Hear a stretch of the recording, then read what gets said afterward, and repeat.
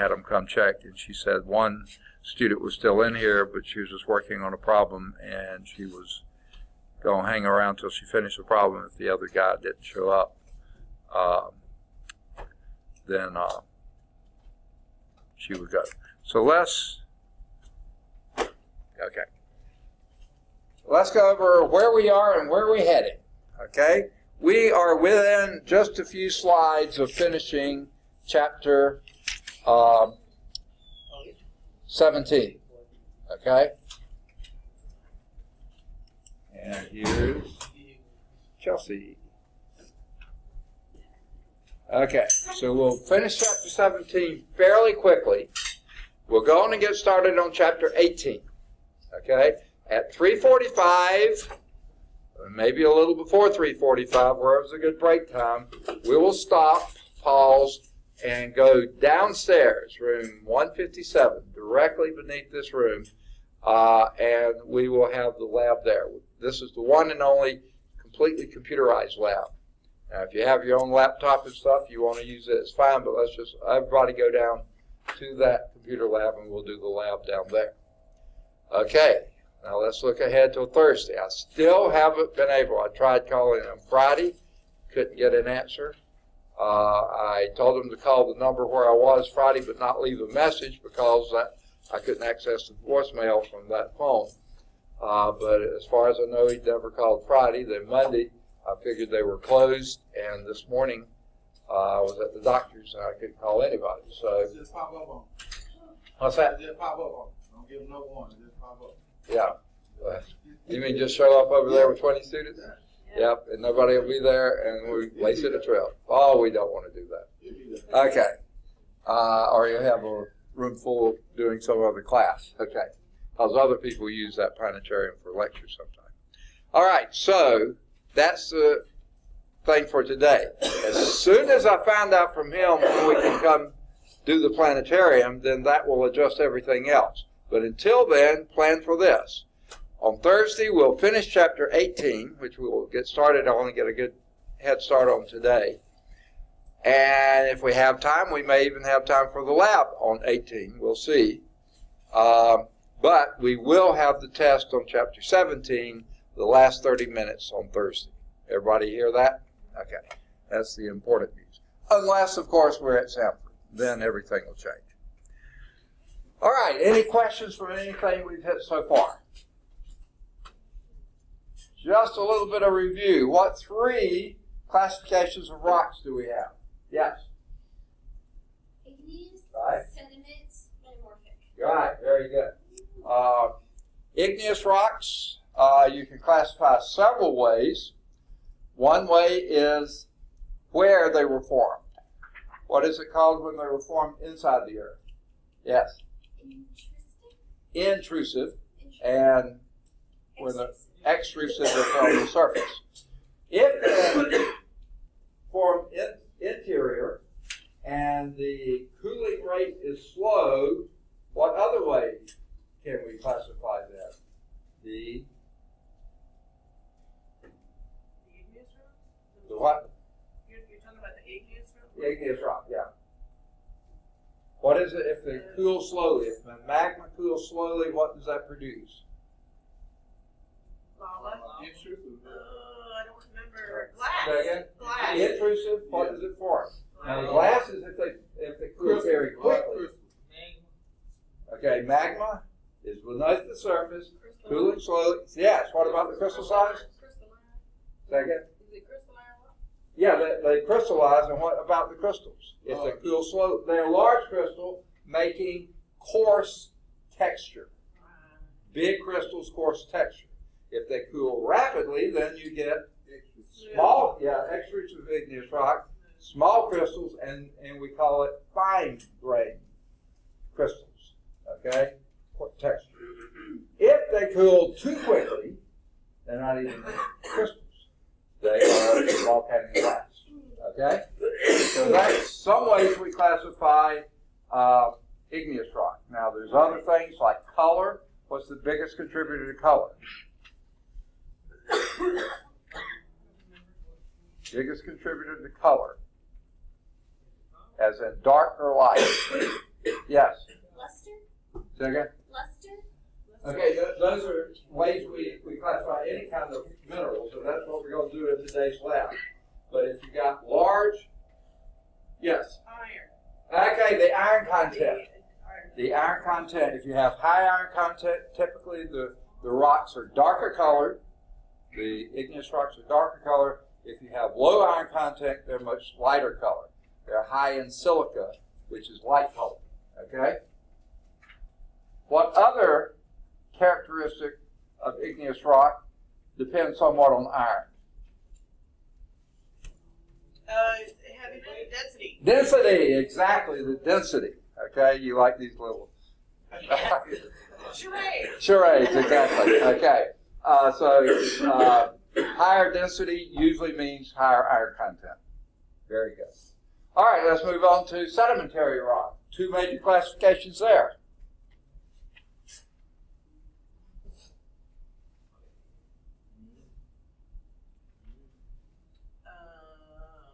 They both start with Sediment C. means things that settle, so, right? Sediment, isn't it? Yeah.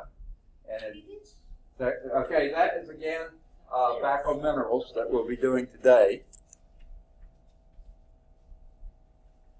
Okay, you're coming close there. If the sediments are actually little particles, we call those. Say again? Silt? No, that's the dusty. C word. Strange word. It sounds like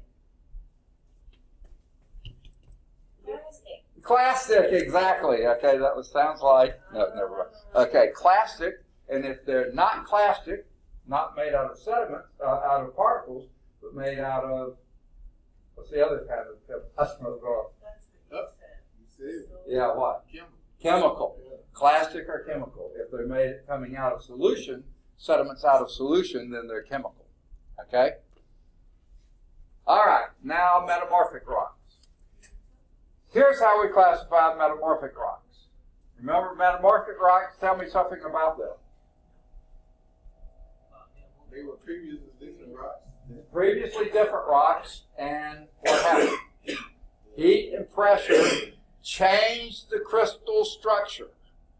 Generally made it harder, usually denser, maybe larger crystal size. The heat and pressure changed the crystal structure, and that change means metamorphosed.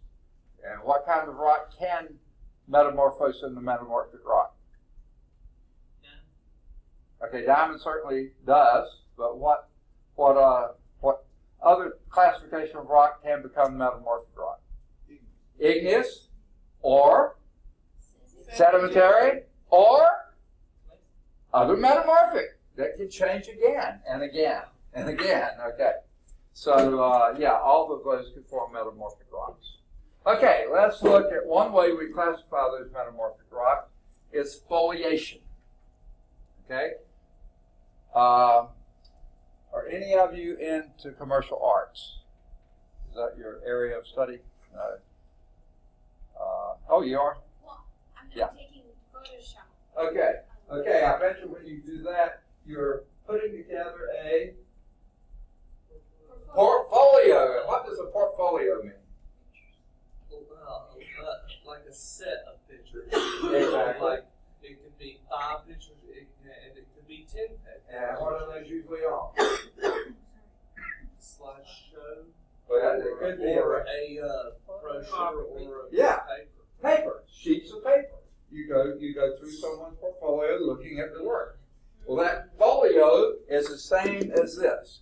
It means alignment into flat crystal flakes, alignment of the flat crystal flakes into sheets.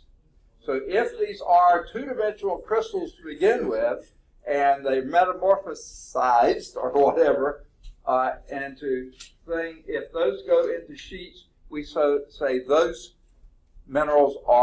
those rocks are foliated. That's caused by the pressure on the parent rock. More and more pressure tends to flatten them out even more.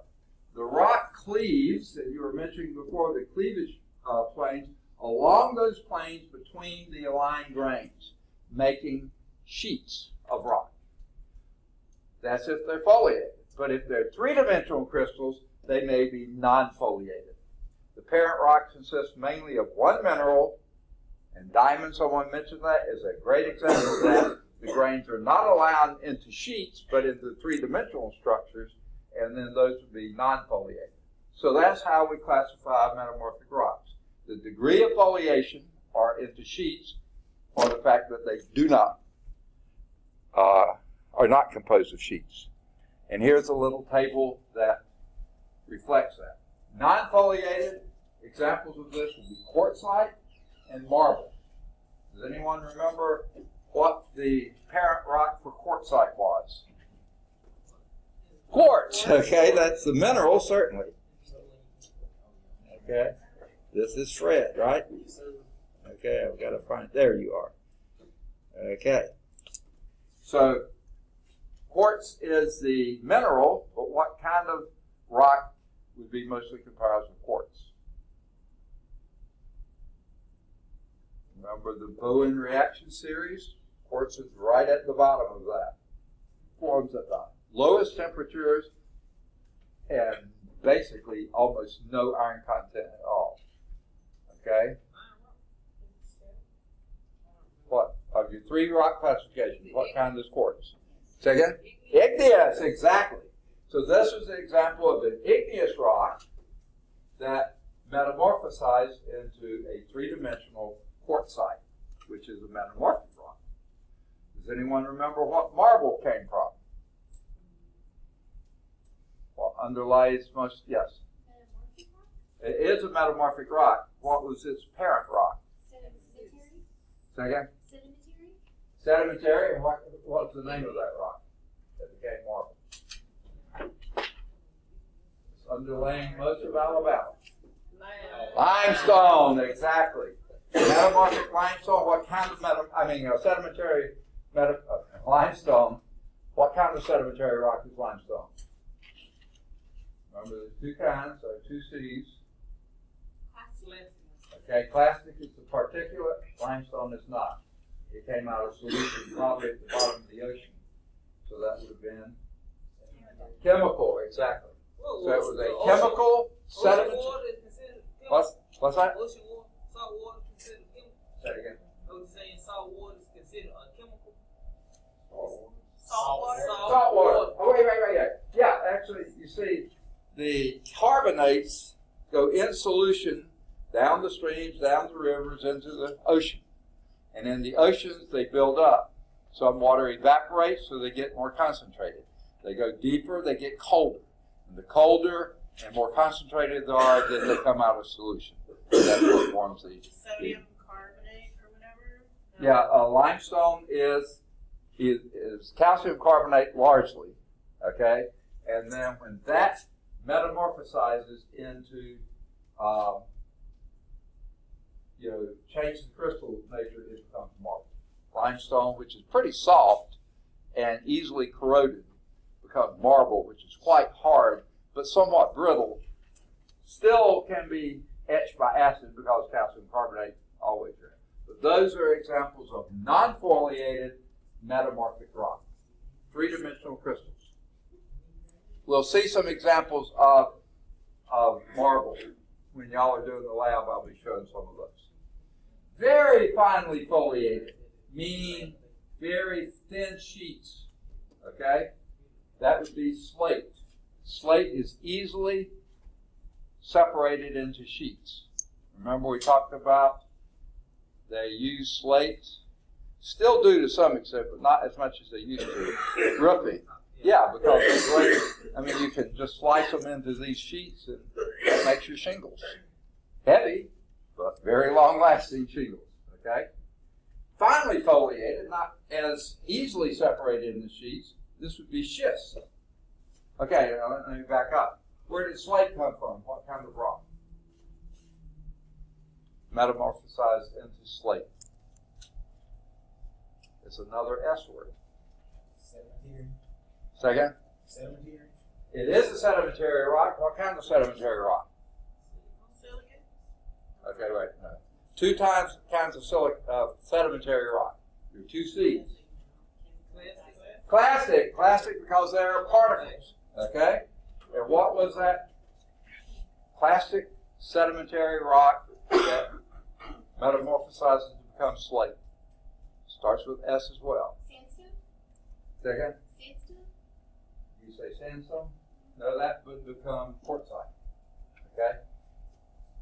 Okay, in fact, you change the second letter and the fourth letter.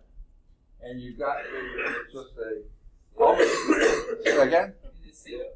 Shale. Shale is the sedimentary rock, metamorphosizes to be slate, which is a very finely foliated metamorphic rock. But then then what makes schist? Say again? Someone say? Slate. You add more heat and pressure, and it will metamorphosize. Slate will metamorphosize again into schist. That's an example of a metamorphic rock becoming another metamorphic rock through that process. So that's finely foliated. And then the last is coarsely foliated. You still have sheets, but they're really coarse sheets, harder to divide. Okay? And this is ashland. Okay? And this is a nice rock. Nice rock. Okay? Where did it come from? What was it before it was nice? Schist. It was schist. Schist. Schist became nice. Okay? And we liked it better. No. It's not as finely foliated as the schist, but nice. You remember that picture we saw? That old rock? They thought about 4 or 5 million years ago. Now, what happens if you add more heat and pressure to gneiss? It becomes even harder. No, actually not. Yes, It becomes softer, almost like a talc. Like it it's very actually soft. melts. That's why. And when it melts, what does it become? Lava? Lava. And what does lava become? Say again? Okay, magma actually beneath Depends the on how surface. fast it cools. Huh? Crystal it becomes next. When it crystallizes, what kind of rock does it become? No, that would be. Not glass, because that was when it cools too fast, really fast. Quartz. What was the first class of rock? Igneous rock. Once it's melted, it comes back and it becomes igneous rock again. So it's big cycle. We'll talk about that later.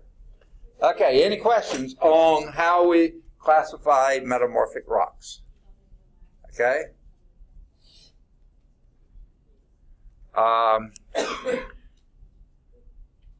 And when it says here the parent rock consists mainly of one mineral, for a non-foliated, the quartzite is mostly the mineral quartz, okay?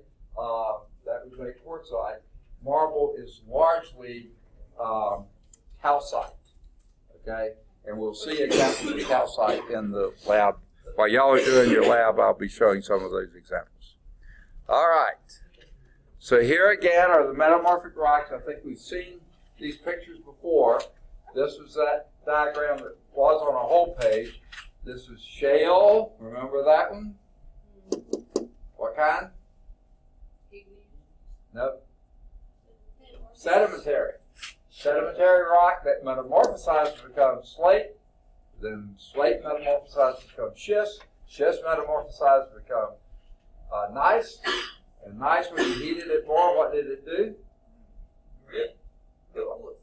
It melted and went back to being an igneous rock granite. They wouldn't recrystallize. Limestone was what kind of rock? Nope. Sedimentary, what kind of sedimentary?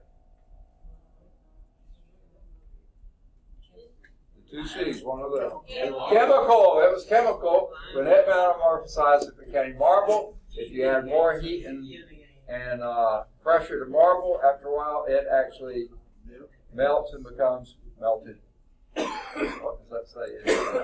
Calcite? I think it's what it says. Yeah. And that then becomes igneous again when it hardens. And that goes back to being variety of things. Sandstone. What kind of rock is it? Bless you. It's chemical produced. Very. No. Yeah. Metamorphic. No. Sedentary. Solution. Sedimentary. It's a sedimentary rock. What kind of sedimentary? It's almost in the name. Kryptonite. It's plastic called sand particles. Sandstone, when it metamorphosizes, it becomes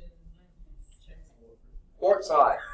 That's the metamorphic rock. And when it adds more heat and temperature to it actually melts and becomes melting quartz, which comes back as igneous rock. Okay. And then here's igneous fine grained rock. Okay. I don't know why they say fine grained, but it is. And it can metamorphosize just like shale or a slate can into schist and then into gneiss and then back into granite if it melts again. So here's a picture we saw earlier too. This is marble. A picture of marble. It's kind of hard to tell it's marble just looking at it here, but the crystals are very hard, brittle crystals. That's marble. Sample of marble, coarse-grained metamorphic rock, interlocking calcite crystals. The calcite crystals were recrystallized from limestone during the metamorphosis. And this is that picture we were talking about earlier. Almost looks like a brain or something, doesn't it? You know, all these lobes and stuff. But that was at one time shale. It was one time sedimentary. Plastic sedimentary rock shale. It metamorphosized into slate, which is very finely grained, foliated metamorphic rock. That metamorphosized again into schist, which is finely grained metamorphic rock, and then with schist, which is very coarsely foliated. I say grained, foliated metamorphic rock. The banded metamorphic rock is very old, has an age of about 1.8 or 3.8 billion years. What happened about 3.8 billion years ago? Probably way after that. 3.8 billion years was right close to when we first became a planet.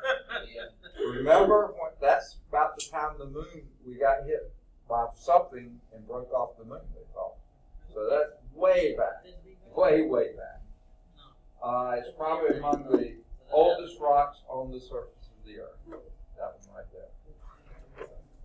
An example of nice rock. Yes. Do you believe that man can create tornadoes? Create what? Tornadoes? Actually, they can on a very small scale. I've seen people do it in a lab. They get some sort of a chamber, and it has to be fairly good size, and with the right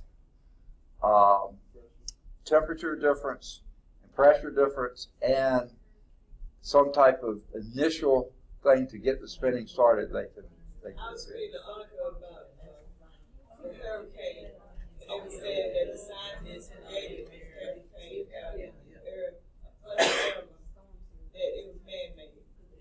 A hurricane. The one that we just said. One of the big hurricanes. Now, I know they've messed around with them before, like seeding the clouds and things like this to try to get them to drop the moisture out sooner rather than later. And just about every time they tried something like that, maybe a few times it looked like it did okay, but almost every time there was some really bad side effect, they said, no, we're not going to do this again. Okay, but yeah, they have tried to modify it and make it, say, lose all the energy at sea or something. Yeah. That actually reminds me of a little story that came from Alabama. Uh-huh. I don't know where it is, but where is Redstone Arsenal? Oh, it's up in Huntsville. Okay, but over there they were doing a test. I think it was either the Navy up there or the Army. They were doing Army out there.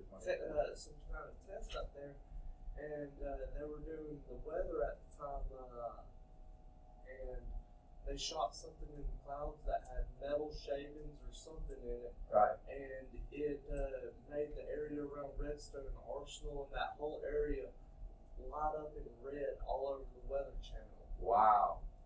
Huh. Now, And then the people from Redstone Arsenal had to admit they were doing something Right. that day. you can certainly mess with Mother Nature.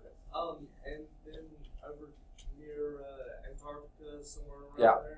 there is actually a center over there with they manipulate weather, supposedly. They do what? Weather. Manipulate it. Oh, manipulate the weather. Weather manipulation. Yeah. They're at least trying to. Yeah.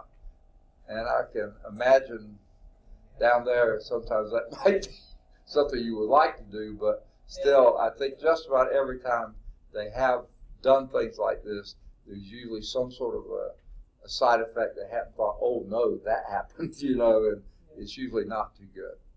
Someone else wanted to say something on that.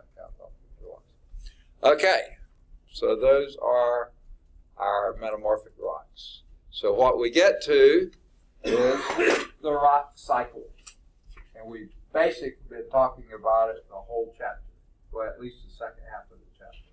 Rocks are transformed into new types by the Earth's interior and exterior dynamical processes. This book really likes dynamical processes, okay? Things are always changing. Yeah, they're changing slowly, but they are always changing. Guess what? Our continents are moving, okay? We'll talk about that in the next chapter. It's the whole basis for plate tectonics, okay? That's gonna be a fun topic. Yeah, it really is, okay? We'll talk about that next chapter. The continents do move, yes. Because then we get to talk about California. Yes, exactly. And it supposedly or is gonna someday slide off. No. We'll talk about that. That's a myth, okay? What earthquakes are shaking of the earth. There's no falling off, okay?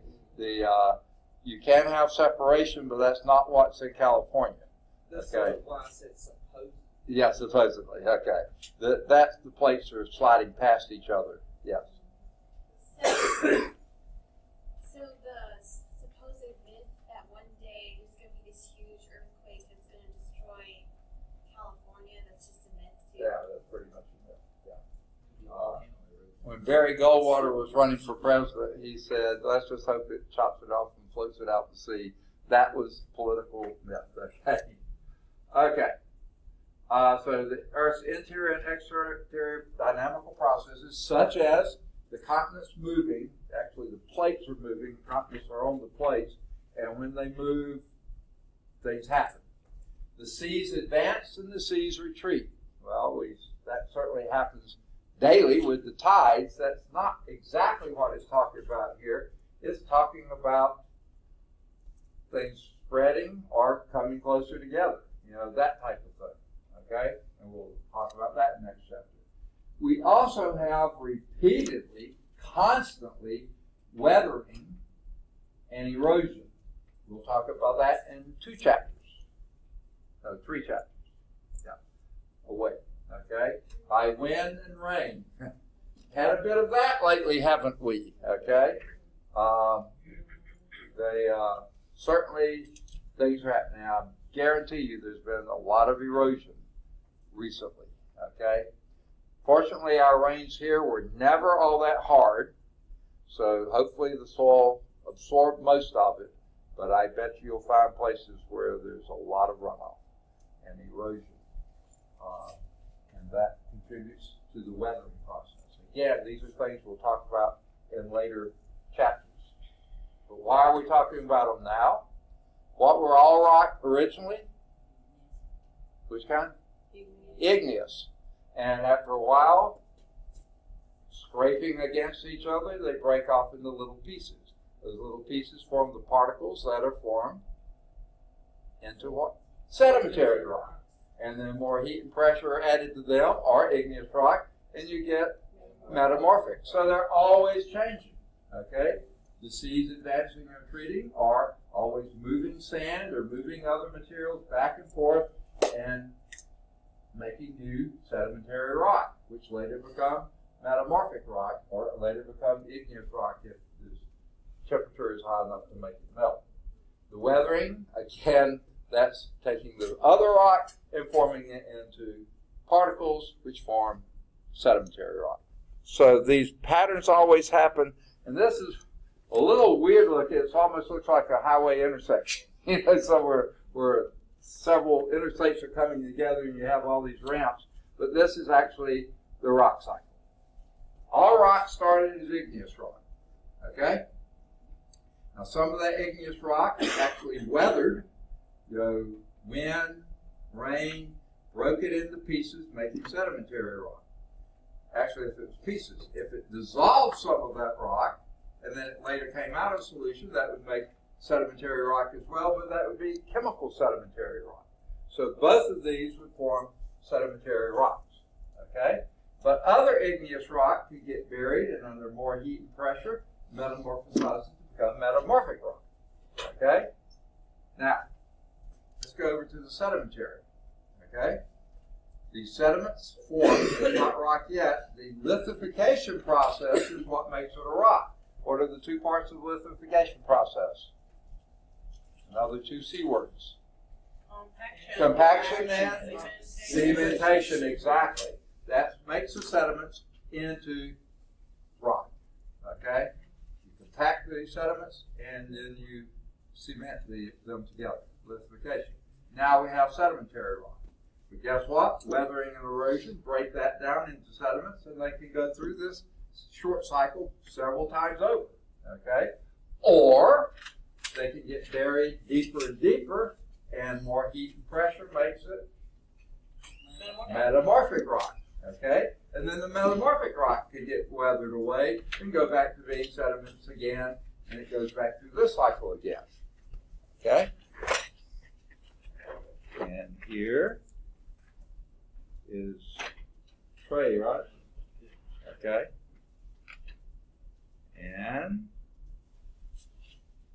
I know you're in here. Pierre, right? Okay. There you go. Anyone else coming since I called roll? Okay, so that's what happens to this. You get metamorphic rock, it can break down and become sedimentary rock, or it can get more heat, more pressure, and it metamorphosizes a time or two again, but after a while, when you get the heat high enough, what happens? It melts, and when it melts, it becomes magma. Magma goes back to being igneous rock. Okay? There's a cycle. There's short cycles and long cycles and intermediate cycles, and it can go around these loops many different ways, but all rocks are one of those three at some point. Okay? Good deal. Any questions on that? I think that's the last slide. Okay, before we leave that, there is a, I think I already mentioned to you the blurb on using mineral resources. Earlier there was the one on cost of mining mineral resources, so two pretty interesting blurbs there. They're under Science and Society. People behind the science, I think we mentioned him before, Victor Moritz Goldschmidt, okay? I'm pretty sure he was Norwegian, but he was born in Switzerland, but he was a Norwegian chemist, and he did a lot of the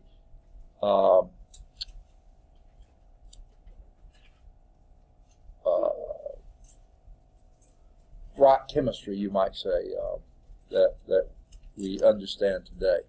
Several other people are mentioned in this blurb. William and Lawrence Bragg, Max von Laue, okay, whatever you say that. They're mentioned, but guess what? This blurb is not a source. It can be a source for ideas, but you have to get the sources for your paper outside the book. Don't be using the book as your source. Go outside the book. Okay. There are some figures in your text that are a little different from the ones that were shown here. The banded metamorphic rock, very old, the same words that were used here for this one. A different picture is given in your text now. And figure 1721, I wish I'd have thought to do this. I don't know where it came from. I'm not absolutely that's what it is. We have a rock in our yard that this could almost be the picture of. And they say here that is a sample of marble. And every time I've looked at that, I say, man, that looks like marble. I don't know if it is or not. If I can remember, I'll try to bring it on Thursday. Yes? The topic of our paper, does it have to be about the person himself or what the person is famous for? Yes. Either one. Okay? Yeah. It can be either the history of the person or what the person discovered or how the person discovered it, or it may not have to do with the person at all. It may be a theory, a phenomenon, or something else like that. Yeah, it doesn't have to be geared on a person, but if it is, you can either approach his life or her life or what he or she did or how they did it. You know, you can choose anything. You pick the thing of interest to you and go with that. Okay. Good question, bud. Now, I say this at the end of every chapter, and I'll say it again here. Nothing replaces reading the text. Please read the text. Preferably beforehand. We were at a friend's house on Saturday night. They have a high school, I think she's a junior, very sharp kid, but very strong-minded, as a lot of teenagers. She thinks she has the whole world figured out, you know, and she's ready to argue her case at the drop of a hat. And she was just talking about how it came up. It's so classic teenager. The mom said, good friend of ours, said, Miriam, said, yes, but we really need to have your eyes checked. She said, Mom, there's nothing wrong with my eyes. She said, well, you told me when you made that bad grade on what class it was in, that you couldn't see the board. She said, yeah, I told you that to get you off my back. If I had said because I wasn't looking at it, you would have gotten mad. So she thought she needed glasses because she couldn't read the board, and she couldn't read the board because she wasn't paying any attention to the board. But she didn't tell her mom that part until there she had guests in the household, and her mom couldn't blow up at her right there in front of us. So she pulled that. So why did I get started on this? But she was talking about, yeah, she gets to talk about things, and I just can't pay attention before so long. I just sort of zone it out and start thinking about other things. And I wanted to say to her, but she left the table and then didn't come back, so I didn't get a chance to tell her, but I told her folks, I said, let me tell you what I tell my students all the time. If she'd read the material first, then it wouldn't be such mystery when the teacher is talking about it. Even if she doesn't understand the material, it at least gets it in there, and then when the teacher starts talking about it, it comes together better. But if you wait till the teacher talks about it, that's the first time, you're just as lost as it was when you tried to read it and it didn't seem to make any sense. You just then, if you go back and read, maybe you can tie it back together, but usually it's a good idea to read first. But if you don't get to read it first, read it sometime, because there's certainly no way the slides or myself can cover all the material that's in the book. So be sure to read. Once you've read it, then the summary here is, I think, a little on the short side for most chapters, but there's a lot to cover here. The key terms are sort of a shorter list than some of the chapters have been. But applying the concepts, 43 questions, that's a little shorter than most of them have been. But they do have the answers. To me, that's the very best thing to study for the test. See if you can get those, you try to answer it the best you can. Compare your answers with what they've given. If you can't figure out why you have a different, hopefully you get them all right, but if you have a different answer, go back and see if you can figure out why you missed it. And if you can't figure out why you missed it, bring that to class and we'll talk about it. It'd be a great thing. But then, questions for thought, look at that, 19. That's a bit more than normal, I think. For further analysis, 4, that's about normal. And then the parallel exercises, only if you want to do those. The Group A do have answers in the back if you have these books. If you have the, I don't know I don't know if any of you have the real thin books. The original ones of those, they did not put the answers in, which hacked me off. We do have the new one, and by the way, that might impact whether you can sell yours back or not at the end of the term. But they have come out with a customized edition that's going to be much shorter. And I asked for it earlier, but they didn't get it done in time for the to make the bookworks. But you can look at the parallel exercise if you want to. The Group A, if you have the big books, those answers in the back, but nothing has Group B answers. Any questions on chapter 17? Your PowerPoint is not a direct result of the chapter, right? It's what your interpretation of the chapter? No. The PowerPoints that we have here are from the publisher. I didn't put these together. Okay. The publisher did. The only problem with it, it's from an earlier edition, and it's not. That's why some of the pictures, like this picture here, you won't find in this text, but you'll find the same, what do you call that, descriptor, but it's on a different picture. It's the same rock, but just a different picture of that rock. So there's minor changes like that, but most of them, there's hardly any change at all. Okay. Yeah. Okay. Now, for those who did come in since the beginning, since we first started, let's go over the immediate schedule one more time. We just finished chapter 17. We're getting ready to start chapter 18. Or since y'all are from the South, we're fixing to start 18. Okay? Okay. And but at 3:45, we will stop 18, maybe a little before then, stop 18 and go down to the lab directly below here. It's room 157. And that's where we'll do the lab. Supposedly, Miss Wiley will have it open for us.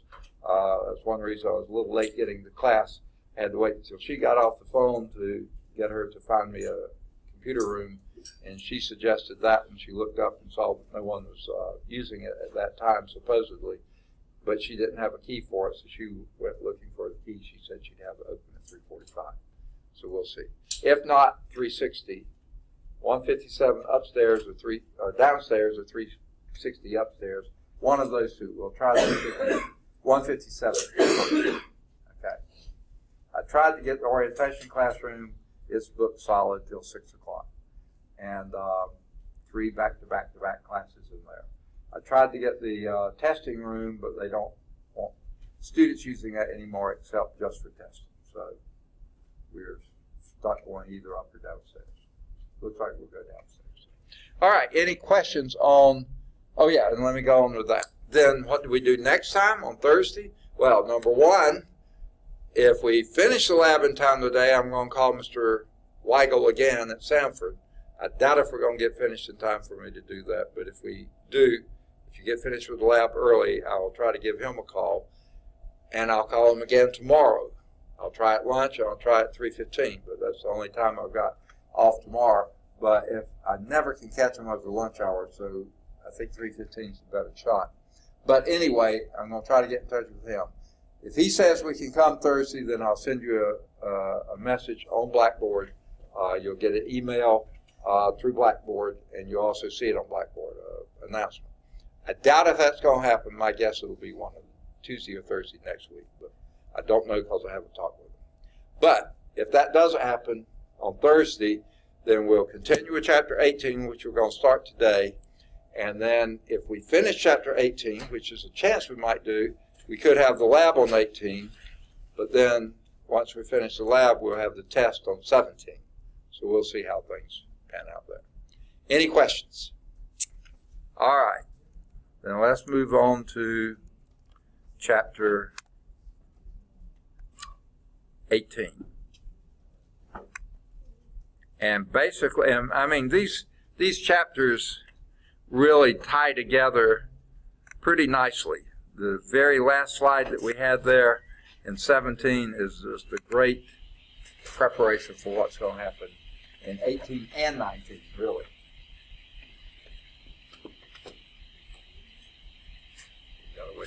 There it comes.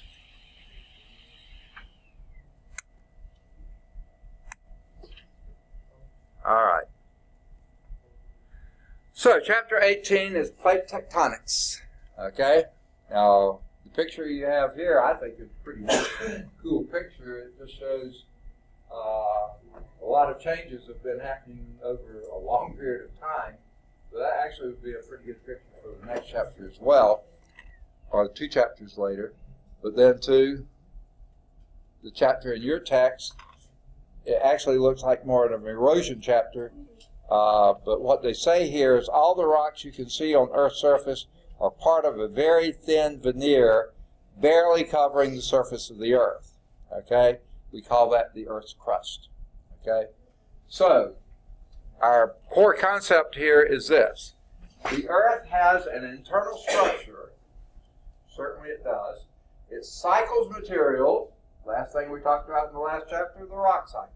This is cycling materials, not just the rock, materials between the surface and the interior. Okay? This is happening constantly. Slowly, but constantly. Okay? And this is the picture we're going to describe much later in the chapter, so don't get too bent out of shape on it now. But these show some of the major plates. Just to get your bearing, here's North America, there's the U.S., Central America, South America. We're part of the North American plate, but then right below us is the Caribbean plate. That includes this part here, I think. The South American plate, the Nazca plate. There is a tiny, tiny little plate up here, smallest I think we have, called the Juan de Fuca plate. Okay. These plates on this side, the west side, get the huge Pacific plate. On the east side, the African plate is what you see here, and the Eurasian plate is the enormous plate here, covering about half the North Atlantic, all of Europe, and most of Asia. And then there's the Indian-Australian plate, the Arabian plate here, the Indian-Australian plate here, the Philippine plate here, and that's pretty much, and the Antarctic plate down here. Antarctic looks huge, but that's because the way they do the globe, it's really not that big a plate. I mean, it's good size, but it's not quite as big as it appears here because this is on a globe and it's on just that little bit at the bottom, but when they spread it out like this, it makes it look huge. Okay. We'll get to those later. Okay? Let's first look at a history of the Earth's interior. I can almost hear some from the peanut gallery back here saying, how do we know this? You know, we don't. But this is why. Did I get them right? Okay. We don't for sure, but you know, all the evidence that we've collected, this fits the model best. Okay? Will the better model come up? Probably. But for right now, it's the best we got. They figure the Earth was formed about 4.6 billion years ago. So therefore, that nice rock that we saw in the last chapter, that was 3.8 billion. That's way back there, okay?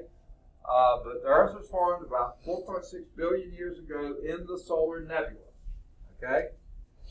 Now that's sort of interesting because they figure the sun is about 5 billion years old. Well, 4.6 is about 5 billion, but it probably formed up first, and then the solar nebula had to cool down a bit and form the Earth a little bit later.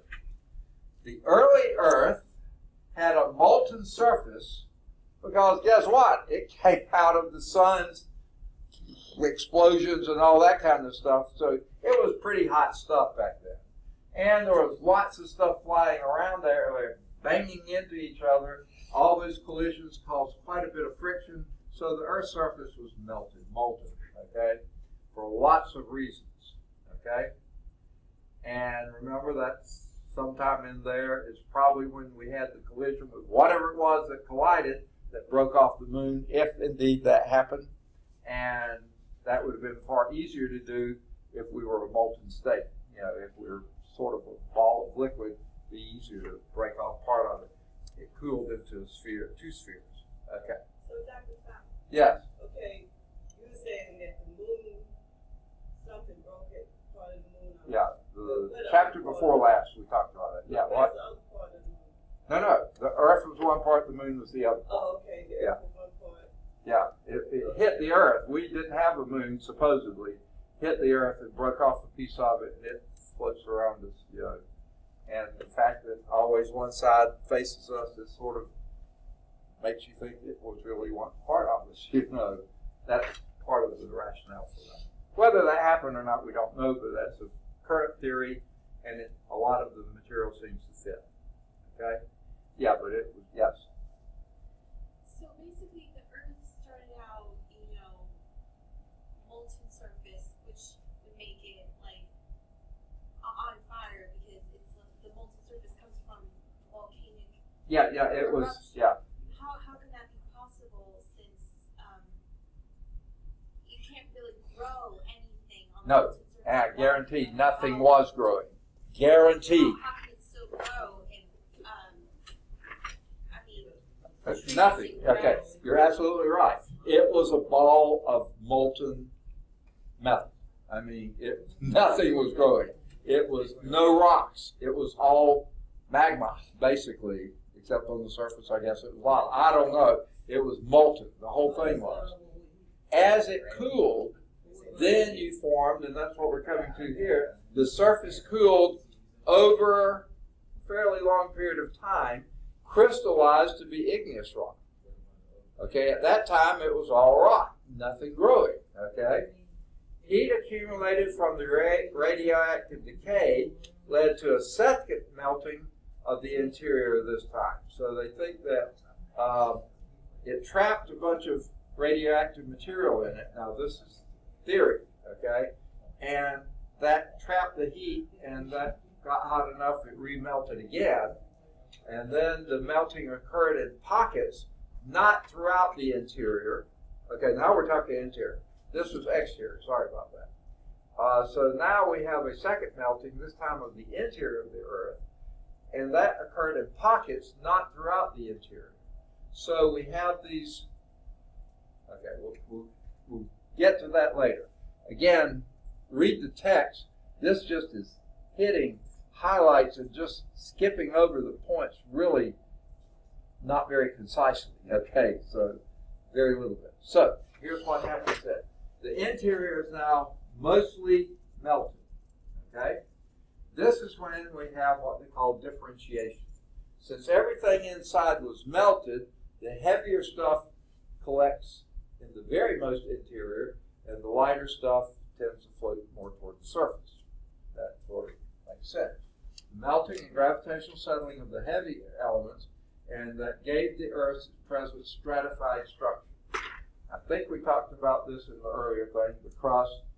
No, we're going to get to that now. Okay. What is stratified? What's that? Stratified? Stratified. Is that what you're looking at? Yeah. That means in layers. Strata. Okay. Now, the outer core of the Earth. Now, here's two things. We've got a core. There's the inner core and the outer core. The outer core of the Earth is still molten, and it's mostly iron. Heavy iron. Okay? Now, the innermost core, though, so much pressure above it, even though it's incredibly hot, it's not melted because the pressure forces it back to being a solid again. Okay? Now, have we ever been there to test it? No, we haven't. Hollywood Journey to the Center of the Earth did not happen. You know, that's Hollywood. That's not what goes on here. Okay?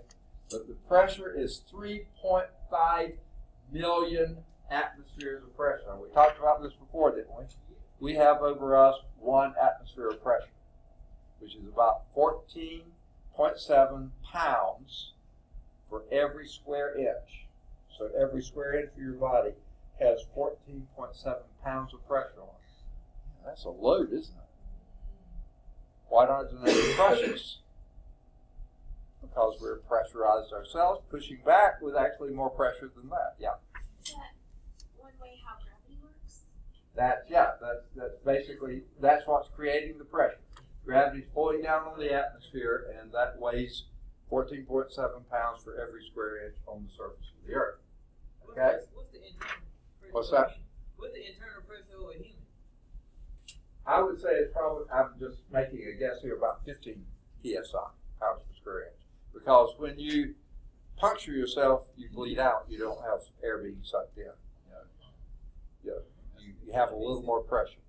Now, my mom used to do this. She's dead now, but when she was probably upper 70s, maybe even lower 80s, she would take her skin and do that to it, and then it would stand there for a while. Mine stands there way too long now because as you get older, your interior pressure, they call it Turner pressure, decreases. You young people, you do that, you let go, and it goes right back. Right? Just doesn't even stand there at all. Yeah, you probably can hardly do it. But mine stands there a little bit of time and then they go back out. But she could make a tent there for quite a few seconds. Okay. Pressure machine. Second? Pressure. Yeah, because yeah. All right, so that's 1 atmosphere of pressure. And we talked about this before. This room is about 3 meters high, right? Okay, that means 2 stories would be about 6 meters, 3 stories about 9. So the main part of not the main part, the tallest part of the building over there that has 3 floors in it, from ground to the roof, is pretty close to 10 meters. If you were under 10 meters of water, that's another atmosphere of pressure, because water is much denser than air, so that's 1 more. So that would give you 2 atmospheres of pressure. You have to go down another 10 meters to get 3 atmospheres of pressure on you, another 10 meters, and another 10 meters. Well, that's water, which is fairly light. If you were doing that under rock, okay, the pressures go up even faster. But can you imagine getting the 3.5 million atmospheres of pressure? That's a lot of pressure. And that's what you have at the Earth's center. What's the meter of the foot ratio? How you use it? How many meters in a foot? There's 3 meters in a yard. 3 feet in a yard, right? A yard is about like this, your nose to the tip of your finger, right? A meter is about like this. So a meter in a yard, a meter is just a little bit longer than a yard, about 3 and some fraction of an inch longer. So 100-yard football field, 100 meters would be from one goal line almost to the back of the end zone. So it's a little over 3 feet. You get that? That's why I say I'm about 6 feet tall, so I'm about 2 meters tall. Yeah, there's about a meter, and there's about a meter. And then there's another almost 3 meters above. Yeah. So that's why I say the room's about 3 meters high. Okay. And I thought it was the opposite. I thought meters were shorter. no, meters are a little bit longer than a yard. Not much, but a little bit. In soccer, that's a 100-meter field, isn't it? Anyone play soccer? Not a 100-yard field. It's a little bit longer. I can remember when the Olympic preliminary games, some of them were played at Legion Field. We went to watch 2 of the teams play there, and there was less around the edge of the field. Football field, you got a little more green. Didn't have a lot around that for that. Okay, so that's the history of the Earth's interior. Now, what's the evidence for this? Now, some of this evidence is a little far-flung, but it's there. And you may not understand how it's evidence, but the Earth's magnetic field. What is it that creates a magnetic field? Does anyone know? Say again? Magnetism. Okay, what creates magnetism? Huh? Negative, positive poles. Poles. Okay, yeah. A magnet always has 2 poles. Okay, I got what you're saying now. But what creates that magnetic field? Okay, someone said electron. A moving charge creates a magnetic field. A moving charge creates a magnetic field. Now, in order for the Earth to have a magnetic field, there has to be some motion and some charges moving, and you would almost have to have that being liquid. Okay? If that wasn't liquid, the charges would be fixed in there. But because of liquid and knocks off electrons off the solid that's on the outside of it, that's what creates the charge, and it's moving, that's what creates the magnetic field. Well, you say liquid like in the process of electrolysis, or No, more like the process of molten iron. molten? Yeah. The iron that's liquid hitting against the solid, Right. and that's knocking off electrons, and that's those electrons moving around with the spinning of the Earth, that creates a magnetic field. Now, gravity effects. 2 words, and how is that evidence of the Earth's internal structure? Well, it is, okay? We know about what the density of the crust is because we've studied the crust, at least the outer crust. If the whole planet were that dense, we wouldn't have nearly the gravity we have. So it has to be getting denser as we go down, okay? And they look at the slight changes in gravitational effects where there's water as opposed to where there's where there's continents and things like this, and they can study those effects and predict or estimate what's underneath. That's another gravity effects. Heat flow, okay? Without going into huge amount of detail, they do study how heat, say from volcanic materials, makes its way to the surface, and where that volcanic material is near the surface, studying the flow of that, and just the temperature of rocks in general, you can estimate how far down it must be hot enough to make molten rock. So they can study it through the modeling of heat flow. And then these are the big ones. Vibrations in the Earth. What do we call vibrations in the Earth?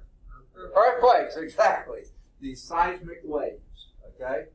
And the instrument they use to measure earthquakes is called a seismometer or a seismograph, okay? That means, say again? The Richter scale. Yeah, the Richter scale, exactly, okay? Now these radiate outwards from earthquakes. Wherever there's an earthquake, okay, we'll talk about this later too, but wherever there's an earthquake, they can pretty much tell pretty closely exactly where that was, okay? And those waves come out from there. And there's actually 3 kinds of waves. I think we'll talk about this later, so I won't get into it now. And these 3 waves travel at different speeds, and by measuring the time lag between the first type of wave and the second type of wave, they can estimate how deep that was, how far away that earthquake was. And they radiate outward from the earthquakes, and they're not the only things that create seismic waves. Anytime, anywhere, by the way, because earthquakes affect the whole planet, right? I mean, it may be mostly in one area, but I mean, they're all over, okay? They have these seismographs. There's 2 things that scientists have done on a global scale that have been just remarkably successful. It doesn't matter what the political orientation or anything else is, scientists have overcome all that and have come up with 2 worldwide global systems that just do a fantastic job. One of these is measuring seismic waves. We have these stations scattered all over the globe, and everyone shares the data they get from their station with everybody else. It's just good science, good cooperation. They disagree and not share on anything else on anything, but they do this. One of them is seismic, the other is tsunami. They have tsunami stations all over the globe, and they share the data, and you can pinpoint where a tsunami is, where it's going, and say, hey, folks, get out of the way because it's coming. Okay. What's that? I can't hear. Was it out there the last tsunami they had? Yeah, now some of them happen real close. There's very little warning they have, but they may have a couple minutes of warning. But, yes. So did the people know last week when all those people got killed in Mexico? the way. I mean, Oh, okay. Now that's that's two different things. Tsunamis are the waves in water. This is seismic waves. Yeah, the earthquake happens. Then we study. Then we know about the things.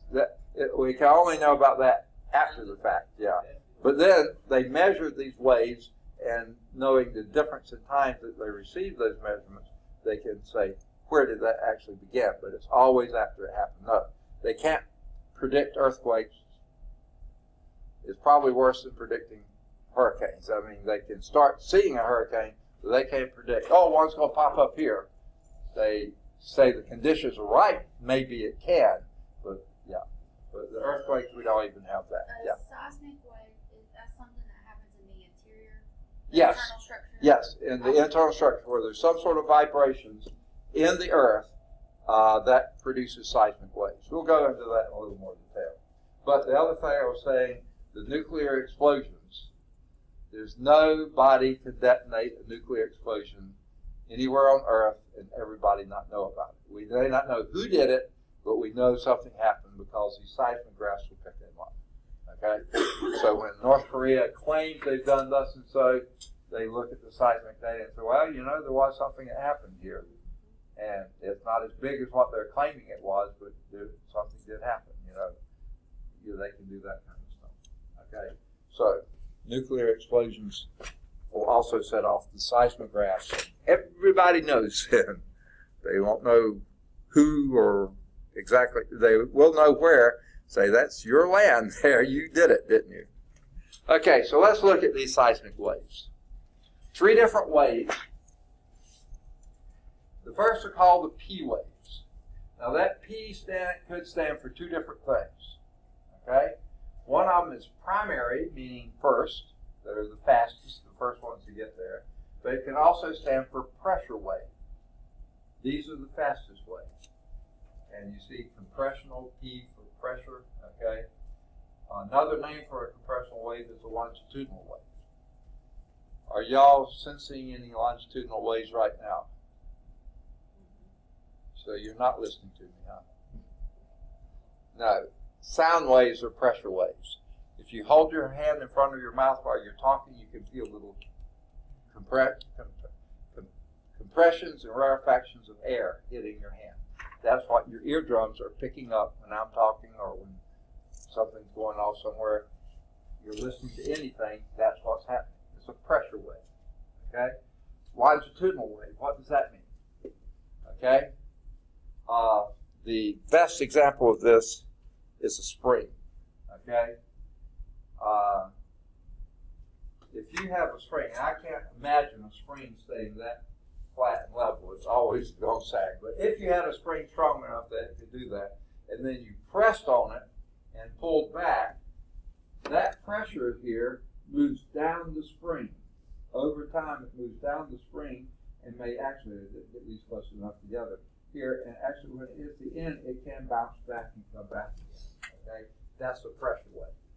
This is called the compression. That's called the rarefaction. Compression, rarefaction, compression, rarefaction. That means it gets farther apart when you pull back again. And that wave moves in the same direction. Your motion moves back and forth. The wave moves back and forth. That means it's a longitudinal wave. P wave, primary waves, pressure wave. These are the fastest waves. Okay? Not only are they fastest, they move through rock, they move through liquids, and they move through gas. You can hear me talking because they're moving through the gas, right? Okay? So they go through both solid and fluids. Fluids being liquids and gases. They go through everything. Now, any of you cowboy and western fans? Not much anymore. So, okay. You remember in the westerns, it was sometimes the bad guys, it was sometimes the Indians. And it may have even been the good guys every now and then. If they wanted to hear if the train's coming, long before they could hear it in the air, they put the ears on the track. And you'll hear it way sooner that way than you. And if they are going to rob the train, that's what the bad guys, they get up there, or thing up. So those, they do move through solids. They move through liquid. If you've been in a swimming pool underwater, you can hear all these sounds. And they move through gases because the air in the room, you can still hear me talk. The second type of waves, S waves, secondary waves, also shear waves, okay? That's when the motion of the wave is different from the transmission of the wave. I used to do this when I was a kid. For some reason, we'd have the hose laying out there on the ground. I like to pick it up and do like this with it and watch that snake move down the wave, down the hose. That was a shear wave, S wave, secondary wave, because my motion was up and down, but the wave moved perpendicular to that. Here, the motion is back and forth, and the wave moves in that direction, same direction. That's a longitudinal wave. This is a shear wave, also called a transverse wave. Okay, they're second fastest. Not as fast as the P wave, primary wave, pressure wave, but they are faster than the other waves. Okay? Now, because they're shear, I'm doing this to the air here. Did you feel that? No. Transfer waves will not move through liquids or gases. They will move through solids, though. The wave will move through a solid. Because, see, the solids is made up of this crystal structure. You do this here, and the whole crystal structure vibrates down. So you will hear it there, not through liquids or gases, fluids. And then the last one is the up and down crest and trough waves like you see on water and stuff. These are called surface waves, much like water waves. They're the slowest of the three. Okay? But sometimes they can be the biggest. That's what creates the tsunamis, those big tidal waves after an earthquake, sometimes. Okay? And that happens only when the S waves and the P waves reach the surface, and then they form these surface waves. Before that, there were strictly pressure waves or shear waves. Then when they reach the surface, they leave these things. And it's sort of a scary thing to watch, but if you have seen photographs, motion picture photographs of when they did set off nuclear explosions, it'll happen with others too, it doesn't have to be nuclear. You'll see it go a big boom, and then you'll see these waves go out making disturbances on the surface and just raising all kinds of dust and dirt go out. Those are the surface waves. After the other things, they're a result of the other things. They're the slowest. Okay? Now. That's the S wave? No, that's the surface waves. The S are secondary, shear, transverse waves. And even though these also are S, they're surface waves. I don't know why they call them up and down crest and trough waves, but that's really a description of them. They really are surface waves. It'd be surface of the water, surface of the ground, surface of dust, but it's that kind of stuff. What kind of your Wi-Fi and your cell phone signals? They are, no, those are electromagnetic waves. They really don't fall into these classifications too well because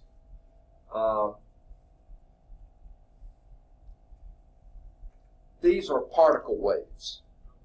One particle hits another particle and makes it move. Electromagnetic waves are field waves, and that's it's like gravity and things like this. So do you think it doesn't depend on one particle hitting another. It's a disturbance of the structure of matter, not the movement of particles. That's a lousy definition. What were you going to say? Do you think those waves that we're transmitting affects the bees and the birds? Right. You think that affects all those things? Okay. These and those. You mean both of those? There's a lot of evidence that especially birds follow gravitational waves. Right, they don't think get lost. Yeah, exactly. How in the world they navigate and fly these huge distances, and the next generation of birds can do the same thing. They've never traveled there before. And I think things like quails and things that travel huge distances. Huh? I can't. Echolocation. Yeah. Okay. I couldn't hear all that. Echolocation. Yeah. You watch Finding Dory. Oh, okay. No, that's above my pay grade. Okay. Yeah. But yeah, there a lot of animals are a lot more sensitive to some waves than we are. I mean, that's pretty obvious when you think about things like a dog whistle. That's just a different frequency. We don't detect at all, but a dog does. Okay, and I think things like dolphins, they emit waves. We hear some of them, but we don't hear them all, and they actually communicate incredibly sophisticatedly with their things, but it makes no sense to us. Yes. So with the hurricane, they were saying on the news that the birds was caught up into the eye of the storm. Yeah. So that's true. They were caught up in the eye and they were just flying around. Yeah, well, The hurricane settlement. if they could get there, that was the place to be, because the eye, there's almost no wind at all, and out there in the walls and beyond that, they would be battered. So if they could gather in the eye and ride it out, they certainly wanted to do that. I don't know if they were strong enough to do that, but if they could find the They safety. showed something where that, he said there was birds that was in there. Yeah. That was flying around in the eye. Yeah. Somebody asked, where do the birds come? Do they get caught up in waves? Right. Yeah, a bunch of them do, and actually, we send out aircraft to go into the eye as well. Yeah, That's where we measure. Yeah, a friend of mine, when I was at University of Georgia doing my master's, he was doing his undergraduate in forestry, and he became a pilot, and that was his first job. He couldn't get on with the airline, so he became a hurricane pilot. He would fly up over the hurricane as high as he could. It had to be pretty rough, but he would get into the eye and fly around taking measurements of the pressures and wind speeds and things like that. Yeah. And I bet you saw a few birds in there too. So I'll stay here. Okay, if it's all right with you, I'm staying here. Okay. And in the eye, if it's over water, they can get plenty of food, things like this. It's just how long can you tread water? No. All right. So those are the seismic waves. Why are we talking about seismic waves when we're talking about plate tectonics? Well, because they give us indications of the Earth's internal structure. Now, this Earth's internal structure, three main zones. I think we've already hit this a little bit, especially on the crust. That's the outer thin shell. Now, what do we mean by thin? We're not talking inches or even feet or yards. We're talking miles. But compared to the diameter of the Earth, this is thin. I mean, really thin. The crust is this outer, very thin shell. Here's the picture of it. It would be this little brown ring around here. Okay, that would be the crust. It only goes down a few miles.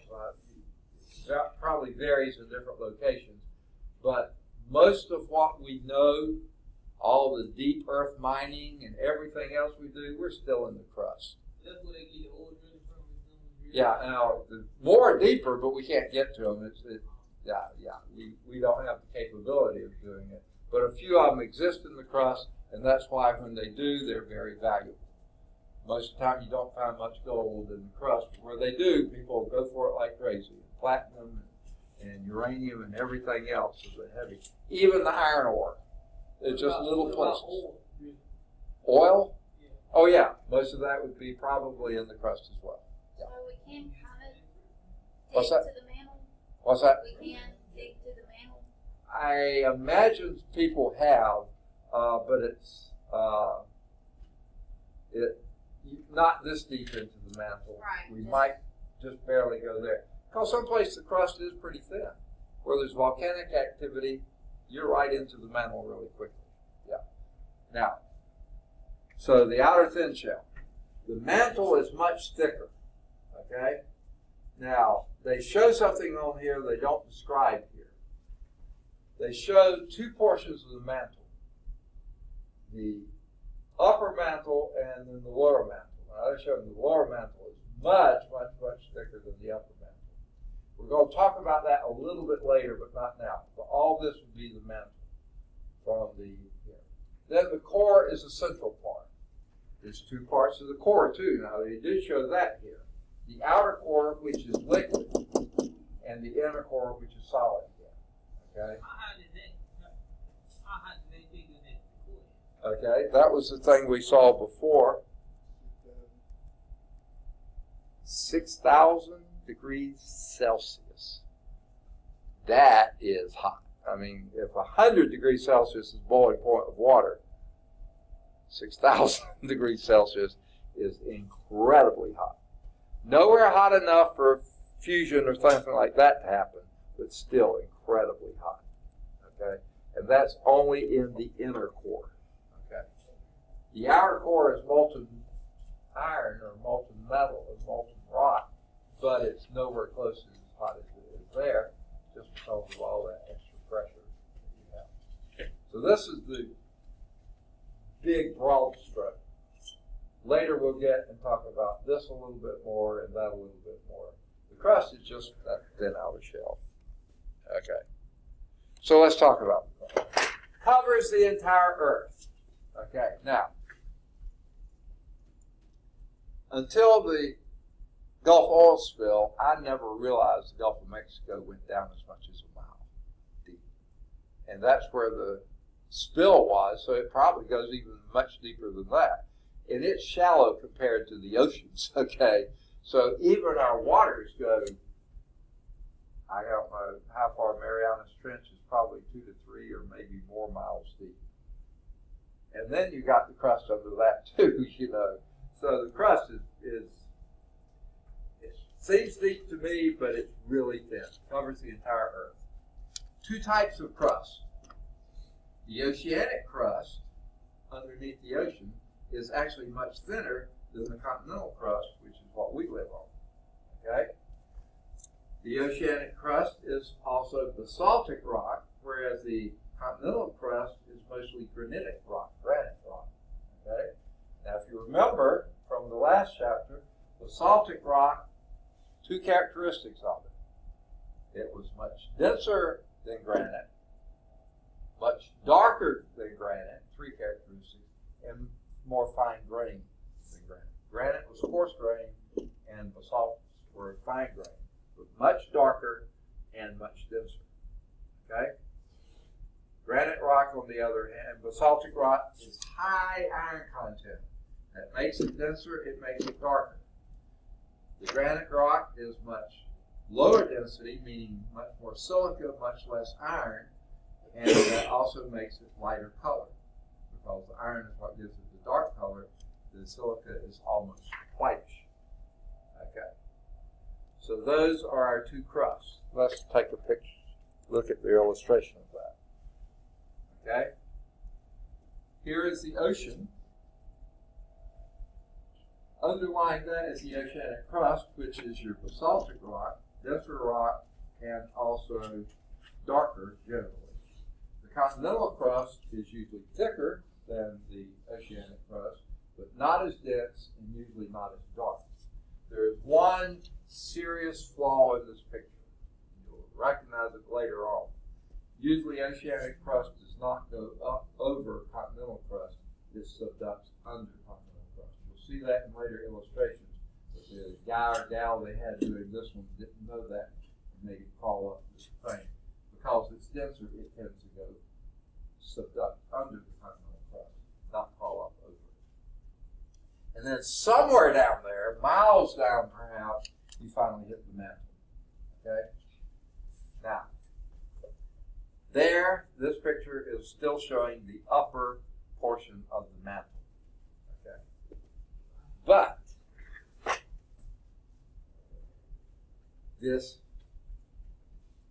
sort of a dividing line here between either of the crust and the mantle. That is called the Mohorovičić discontinuity. And thank goodness they shortened that and just call it the MOHO. Okay? Just way too many syllables in that for me. I'm not even sure I'm pronouncing it right either. Everybody calls it the MOHO, so I don't know how you pronounce it. Now, I bet you that was named after somebody. Okay? I don't even know who the dude is, but that would be a potential paper topic if that's where your interest is. Who in the world is this guy anyway? My guess, Eastern Europe. I don't know that for a fact. These are fairly similar type spellings that you'll see there. Okay? You would think things just change gradually, and they usually do. But there is a pretty distinct boundary between the crust and the mantle, and that's what this is called, the Mohorovičić discontinuity. Why do they say discontinuity? Your seismic wave velocity increases sharply when you go from the crust to the mantle. Now, to me, that's a dumb statement, because most of your seismic wave activity is going to start at the mantle and come up to the crust. So I would have said it, the seismic wave velocity decreases sharply from the mantle to the crust, okay? Because that's where it usually is coming from. They've said it the other way. It says the same thing, but most of the time the seismic waves are coming from deep and coming up, rather than starting shallow and going down. You think you might publish accurate books when you get through teaching? I doubt it. Okay. I just like to complain, you know, to actually sit down and do something now. All right. You think you're going to become a boss just because you complain about the boss all the time? Yeah, that's how you be. You'd love to, wouldn't you? Okay. All right. He said that guy was a meteorologist. You looked it up? Yeah, that make a meteorologist. And what? Yeah, that's interesting. Seismic, yeah. Okay, that makes perfect sense. He studies seismic waves, yeah. Seismologist, okay. That makes perfect sense. I can easily believe. Did it say where he was from? Austria? Okay, that makes sense. Kind of Eastern Europe. I would have put him further east than that, but I bet you he originally came from But he was, I guess he was Croatian. Croatian. That make that's exactly the area of Eastern Europe I would have guessed. Croatia, Bosnia, somewhere around in there. I was even accepted Hungary or Romania or some of those, but that makes even more sense. Okay. All right, let's move on down to the mantle. Okay. Now, very thin crust on the outer part. Then you have an incredibly thick shell between the crust and the core. Now that takes up 80% of the Earth's volume. The crust, almost nothing. The core, significant. The mantle, the vast majority of the Earth's volume is the mantle. Okay? Now, even though it's 80% of the Earth's volume, it only accounts for 2/3 of the Earth's mass. Now, why would that be? Because the core is so compressed that it's way denser than the mantle. The mantle is compressed compared to the crust, but it's not nearly as much as the other. So even though this is 80% of this is 67% of the Earth's mass. But that's still 2/3 of the Earth's mass is there. It composed mainly of that mineral we hit earlier called olivine. Remember what olivine was? A ferromagnesium, ferro meaning iron, ferromagnesium silicate. Still a silicate, but very heavily iron. Olivine was, if you remember the Bowen reaction series, you remember those were the two arrows coming down. These were the ferromagnesium, these were the non-ferromagnesium silicates. Olivine was the one that came out of, that crystallized at the highest temperature, I believe. Pretty much, it's one of the highest anyway. So that's why it's way down there in the mantle. man, if we could get down there, we'd have all the iron we ever needed. Because we got all the iron we used just from mining it in the crust. Down there is all iron. I mean, just, wow. Okay. Now, 3 data sources that convince us of what we're saying about the mantle. Seismologic data, okay? All this stuff about the seismic waves, they tell us tons about the mantle. Now this one, to me, is almost ludicrous. The nature of meteorites? Meteorites are things that are falling from the air. How is that telling us something about the mantle of the earth? They don't fall down that far, you know. Well, what they're saying is the same thing that made up the earth made up those things. And when we run into those irony meteorites, that's very similar to what we find in the mountain. Okay?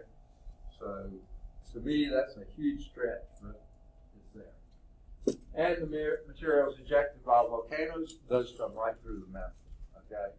And maybe even start in the mantle. So, yeah, that also tells us a lot. Now, there's this thing they call the basalt correlation. Okay?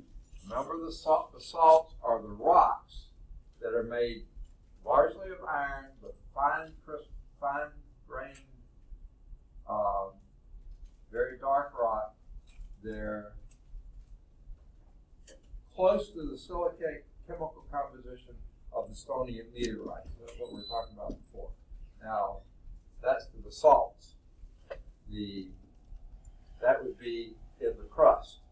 You go deeper, and that would be closer to the iron meteorites. The most common volcanic rock is your basalts, because volcanoes tend to erupt near the surface, whether it's the surface in air or the surface underwater. It's still at the surface of the crust, and they cool very quickly, making fine crystal size, fine-grained crystals, so therefore you have basalts. But these are very close to the silicate composition of the stony meteorites that we talked about a couple chapters ago. And then there was also the iron meteorites, which I think is what's related to more toward the olivine. I don't know that one for sure, but I believe that's what they're talking about. It's the most common volcanic rock are your basalts. Okay? Now, the lab we do for chapter 18, we're going to be looking at the density of granite versus, of igneous rocks, granite rocks and basaltic rocks. And I think I've got a pretty good sample of each of those for us to use. Okay? So let's move on into the core. Now these are the gross layerings or stratification. We'll go back and do some finer tuning a little bit later. The core makes up 15% of the Earth's volume. What was the percentage of the mantle? 80. What did that leave the crust? 5%. Now that's of the Earth's volume. So 5% is stretched all around the Earth, then 80% in the mantle, 15%, this is the volume. But look at the mass. What was the mass of the mantle? What percentage? 2/3, and then the core is 1/3. That means the whole mass of the crust is negligible compared to the other, less than 1%. Okay? Even though it's 5% of the volume, less than 1%. Very low density. So, all right, here comes the seismological data. This is where it comes into play, telling us how this was formed. Like I said, no one's ever dug down even into the mantle very far. We probably hit the top of it, but no one's ever been to the outer core or the inner core. So how do we know this? Well, here's how. Your P waves, someone tell me what P stands for? Primary or pressure. Okay. These And what about them?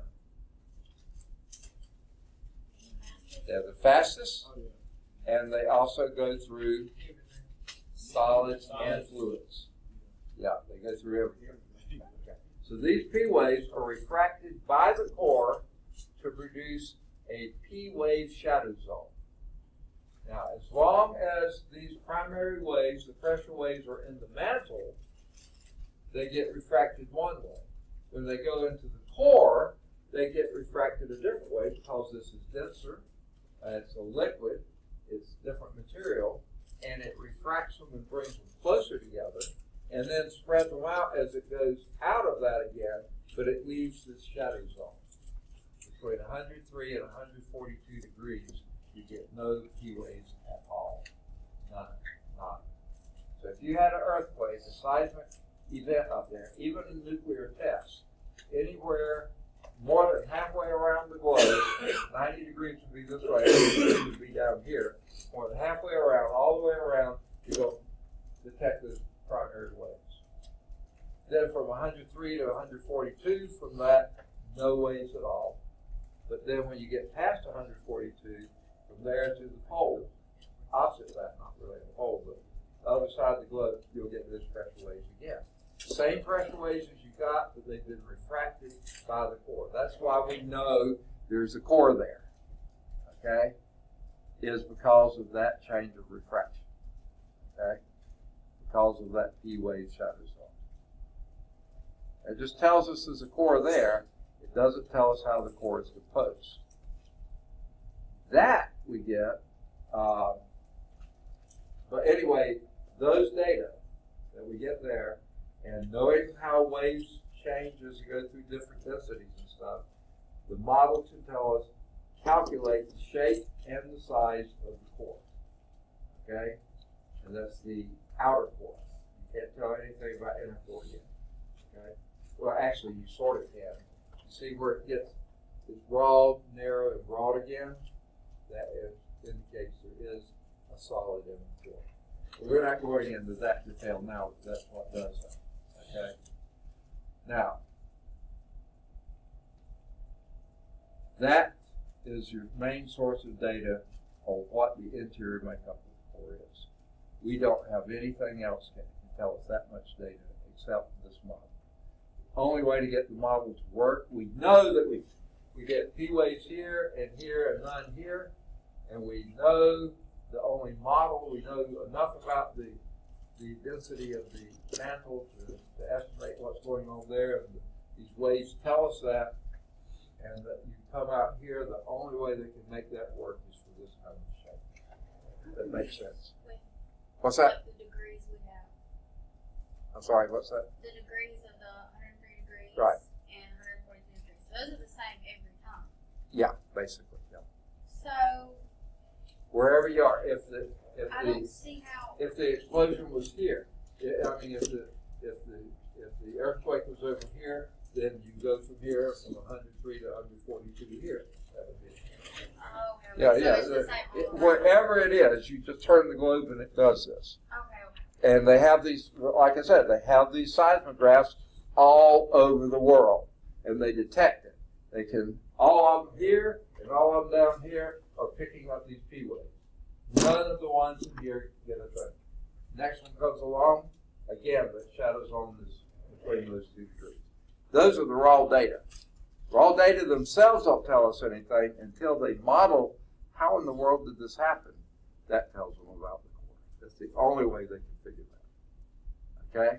That says nothing. It mostly says about the density of the core.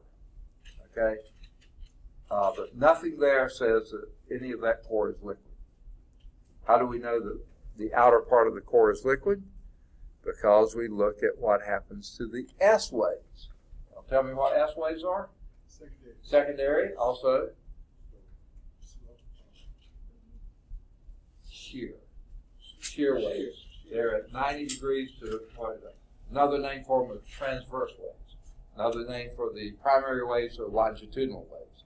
The transverse or shear waves, the S waves, secondary waves, they have a larger shadow zone.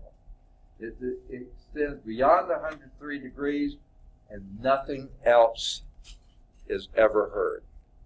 So you get the same. Notice here they did these as waves like this because they're transverse or shear waves. Okay, the wave motion is perpendicular to the actual wave propagation. You get that same 103 degrees. You get the same S waves coming in here, but nowhere down here do you ever pick up an S wave. It shadows on as the entire thing from 103 to 103. Now, what he calls that? What's the other features of S waves?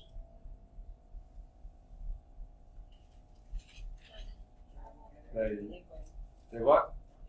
They do not travel through liquid. What does that tell you? The outer part of that core has to be a liquid. If that were solid, you get S waves here.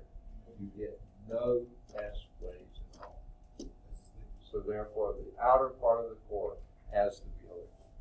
So again, what's that? Okay, so you see what you can get from the data, and modeling the data. This is, so the outer part of the core has to be a liquid. Okay? Now, the core acts like a liquid, not allowing S-wave propagation, but we know the core has two parts, liquid outer core, solid inner core.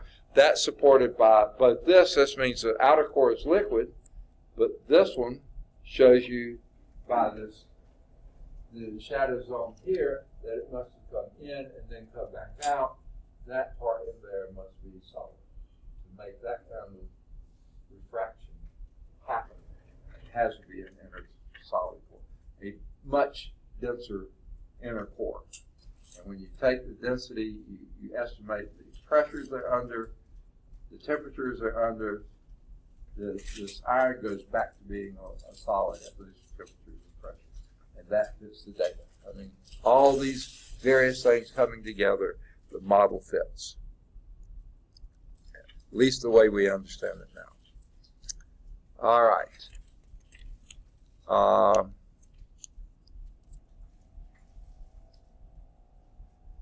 The first figure in your text, I didn't notice this. This is a new one. This wasn't in the old version.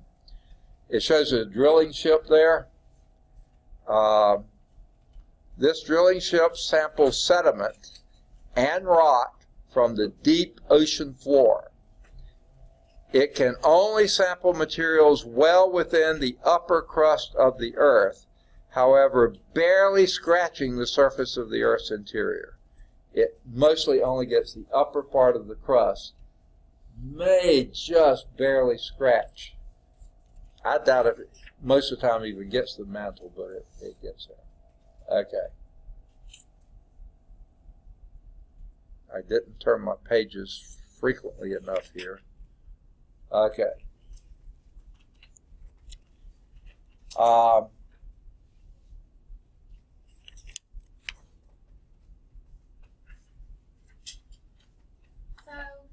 Yeah. What's that? Yeah. So, okay, you see this. What's that? You see this, right? Yeah. So, to our mind, we have our land and our ocean, and we know that the ocean is like super, super deep, and we haven't even discovered how deep it actually is. Mm-hmm. And so, just imagine how deep that is. That's still part of the Earth's crust. Crust, yeah. Yeah. You haven't even gotten down into the mantle yet, right? Nowhere close. But so it's not like as perfect as they make it out to be. So one part of the crust could the mantle could actually begin up here, and then some of the mantle could be down here, yeah. right? Yeah. Okay. A little bit, this sort of leads, it's comparison of the oceanic and continental crust. Here are some of the numbers. This is in your text if you got that. Table 18.1. Okay? The oceanic crust, now, I can't begin to answer how we have this. Well, I do know. The age, they say less than 200 million years. Okay? The continental crust, up to 3.8 billion years. That's a huge difference. I mean, huge difference. Okay. But here is the thickness. The oceanic crust, they think from 5 to 8 kilometers, which is from 3 to 5 miles deep.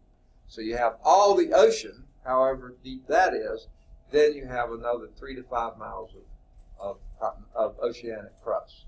And that's the thin part, okay?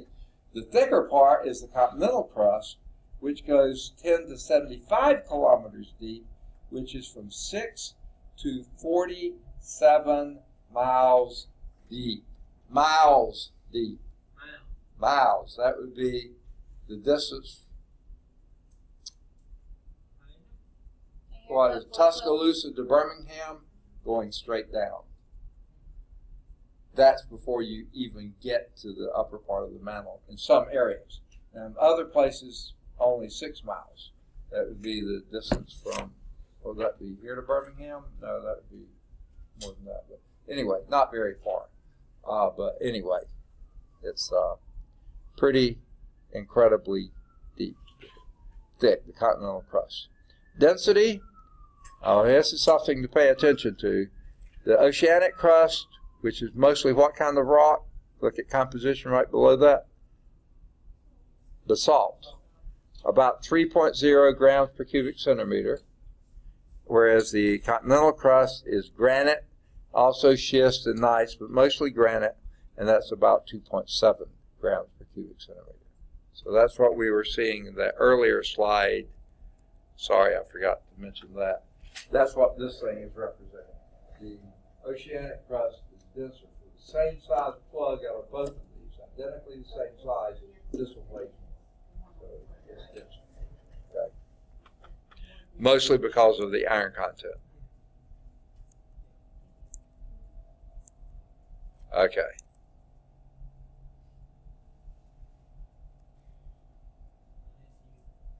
All right. I was just trying to catch up in the book to make sure that I wasn't leaving anything out. Now, that was the basis for example 18.1. What is the length at which the oceanic crust floats on the mantle? What is the height at which it floats on the mantle? And we really haven't gotten to that yet. I don't know why that issue is there yet, but you don't have to do those because basically it requires knowledge of some formulas that were in the front half of the book that we haven't done yet. Okay, so that gets us to the core. Okay, now let's look at some other core evidence. Okay, and again, folks, it seems so bizarre to me to talk about iron meteorites telling you about the core of the Earth. Okay, they didn't come from there, but the same materials that make up them, we feel like make up that.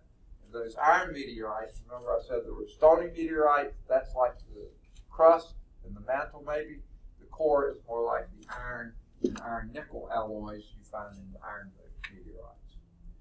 Thought to mimic the chemical composition of the core. Do we know this? No, but we just suspect they came from the same type of place as those meteorites did. Okay? Now, the Earth's magnetic field. In order for there to be a magnetic field, you have to have moving charge. Why would the charge be moving? Because we've already established the outer core is liquid. It's got to be. The S waves don't penetrate it. It's got to be a liquid. Okay? And if it is a liquid, then you have a lot of...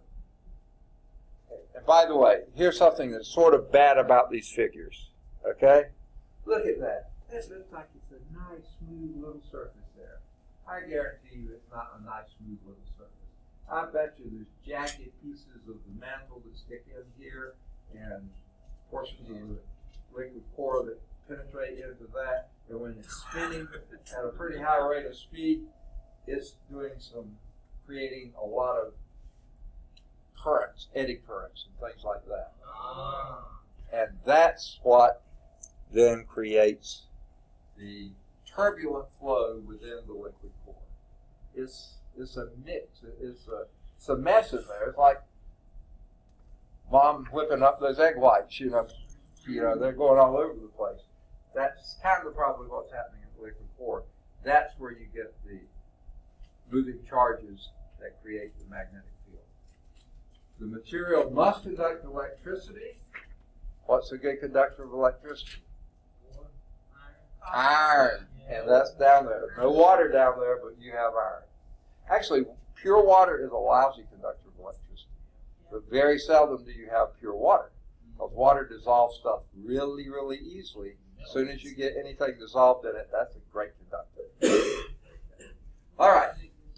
The meteorite and the magnetic field data are consistent with an iron core.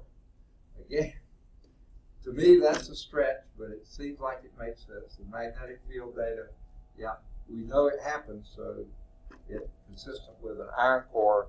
That's the dense core, a liquid iron core, the outer part, and more than likely solid iron in the inner core. Now, that was the gross structure, your gross anatomy. Now looks at the fine, more detailed structure. Okay?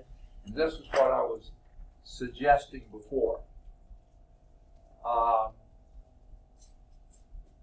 We saw and it's nowhere near this smooth and even, but the oceanic crust, so there's a little bit of the ocean on top.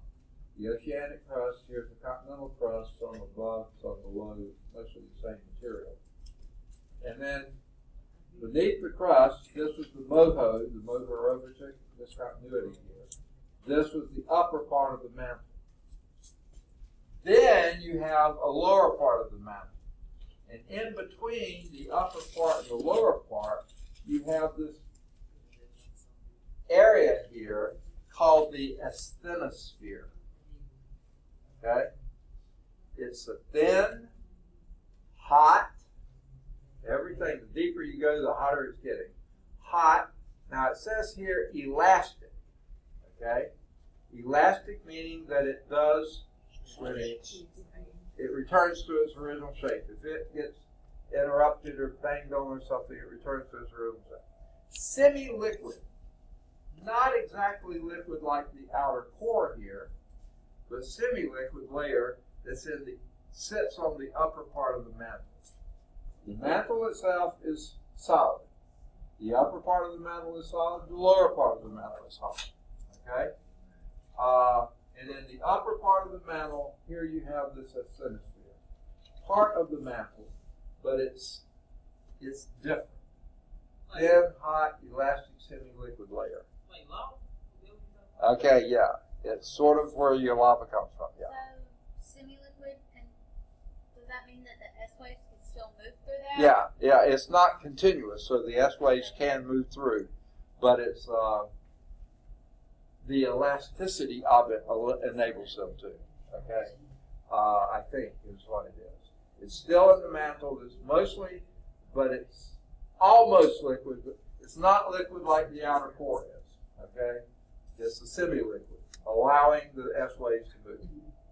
It's distinguished by a sharp decrease in the seismic wave velocity. So it's moving through the mantle. Let's say the earthquake occurred down here in the mantle, the lower part of the mantle. It moves there pretty quickly, slows down here, and then moves fast again there. Through the solid rock, it's faster than through this semi-liquid layer, but they do move. Okay. Now, that's the asthenosphere. It's sort of a shell that goes around, kind of, don't want to say the middle of the mantle. I hate to do this to you. Let me flash back a few slides. Remember here, I said both of these are parts of the mantle. This is the upper part of the mantle, the lower part of the mantle. This is the asthenosphere. Okay? Or at least that's my understanding. They don't label it that way, but that's my understanding. Now, whether that's proportional or not, I'm not sure. It doesn't look like it by this one, but I think that's what they're getting at. Okay? Now, I come up with another sphere. Okay? Asthenosphere, then the lithosphere. If you see litho, think rock. Okay? So this is the rocky sphere. It's a solid layer above the asthenosphere. The asthenosphere is somewhere down here in the mantle. The solid layer that's above the asthenosphere is the lithosphere. There it is. It's the upper part of the mantle and the crust. Whether it's oceanic crust or continental crust, that's the lithosphere. Includes the entire crust, whether it's oceanic or continental. The moho, that's that discontinuity between the crust and the mantle, and the upper part of the mantle. Okay? This lithosphere, that's what your plates are. Made up of rigid plates that float on that semi-liquid asthenosphere.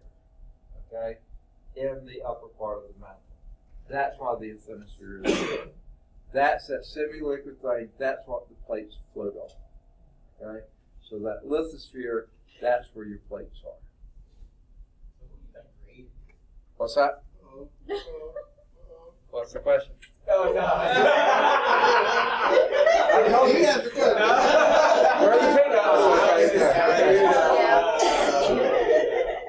I mean, it's amazing how all of it works together, and you know, it's just like yeah. Well, I'm not. That's for a research paper. I'm gonna do that. Yeah. Go ahead. I'm sorry. No, and you may not have realized it. That's why probably reading the chapter would make it even make a little more sense ahead of time. You may not have had an opportunity today, but always, if you can, try to get a little ahead. Okay. All right. So there's your more detailed structure, and this is what leads to the theory of plate tectonics. You know, before they came up with the theory, they probably didn't even imagine that there were all these other structural features there, because they had no reason to think they even existed. But once you got to thinking, well, they have to be these plates because they tend to move past each other. Well, why are they moving on? There must be something down there they're floating on. And that's the asthenosphere. All right, so here, the individual continents shift positions on the Earth's surface. We know that because we can measure that's across the Atlantic. They're spreading ever so slightly. Across the Pacific, they're coming together ever so slightly. Very detailed measurements, but they can make them and determine that. If you look at the continents, and somebody did this, I say years, I think maybe centuries before they came up with plate tectonics.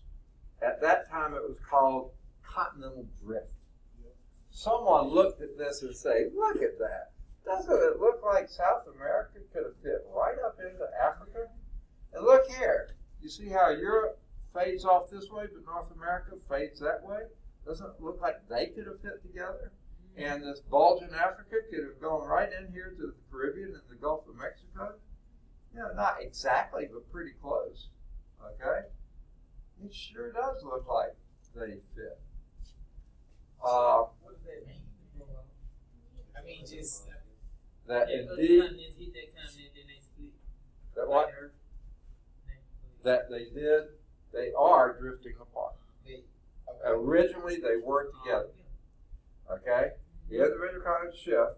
The patterns between the continental shapes can be fit together, at least across the Atlantic here, that all were once part of a single large landmass, and that was called Pangaea.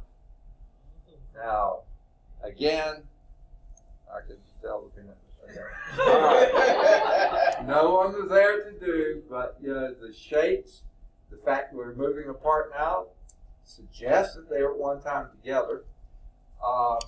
By the way, this name, the Gea here, is basically the same root as geology, geography, the geo meaning earth. So one big mass, and pan means overall. If someone has a cold, and then lots of people get it, we might say it's an epidemic, but if the whole world gets it, it's called a pandemic, meaning everybody's got it, you know, or huge areas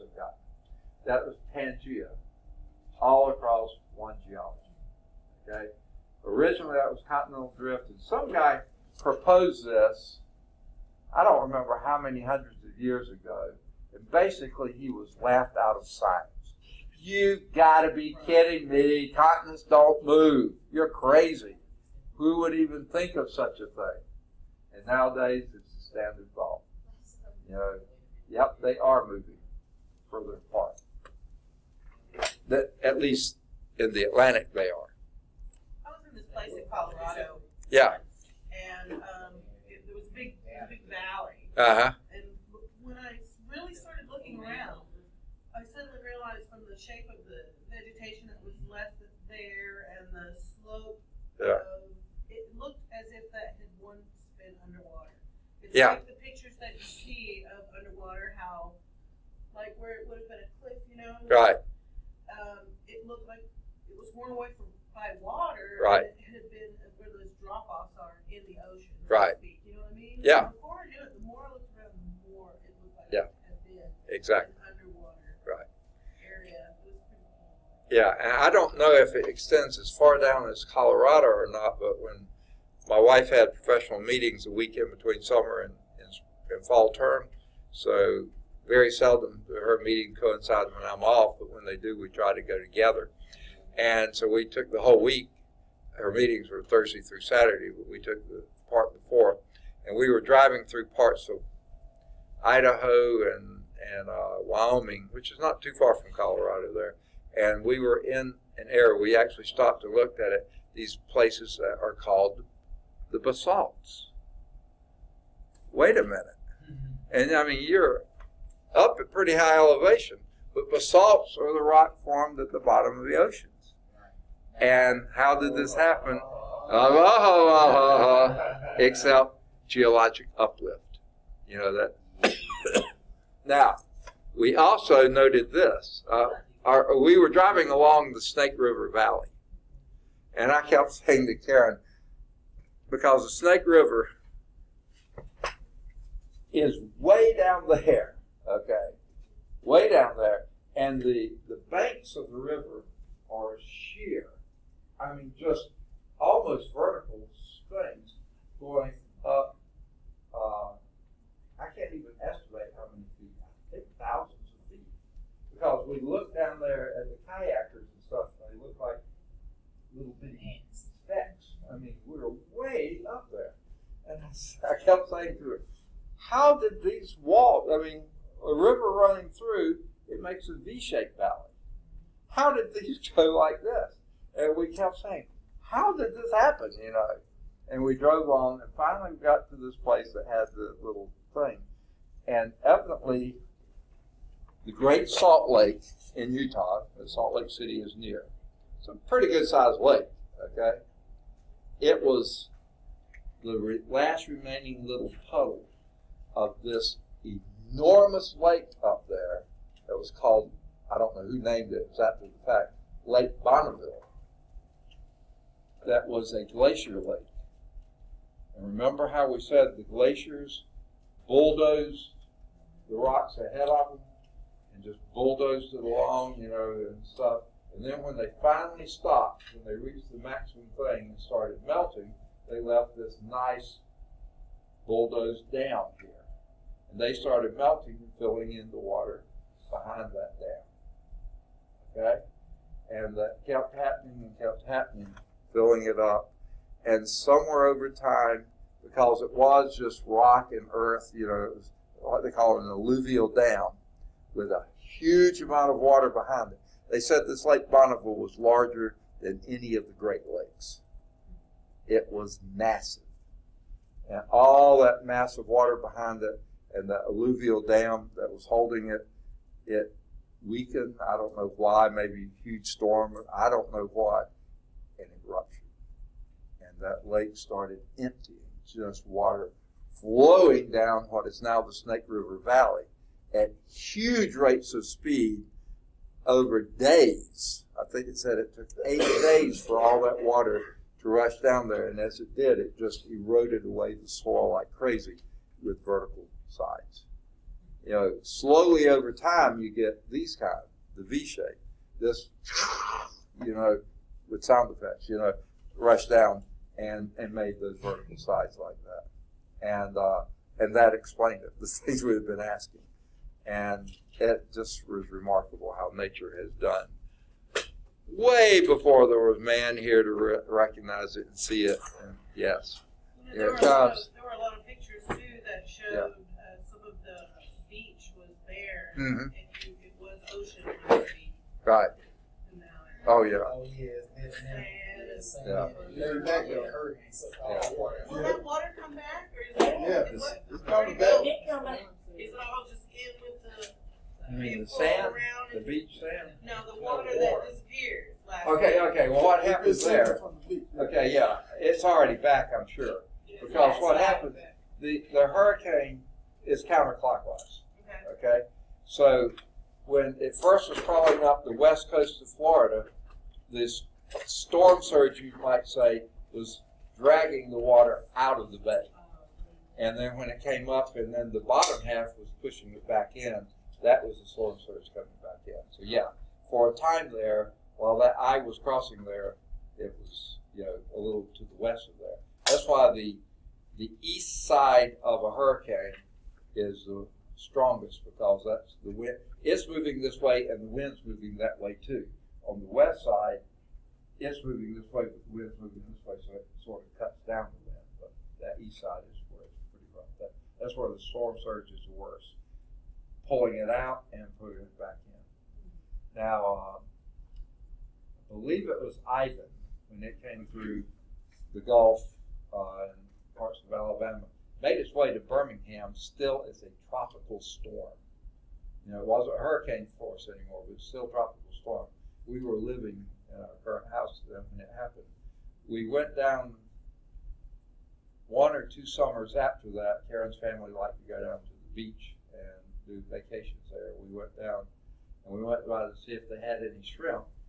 When we go to the Gulf, I always try to get that.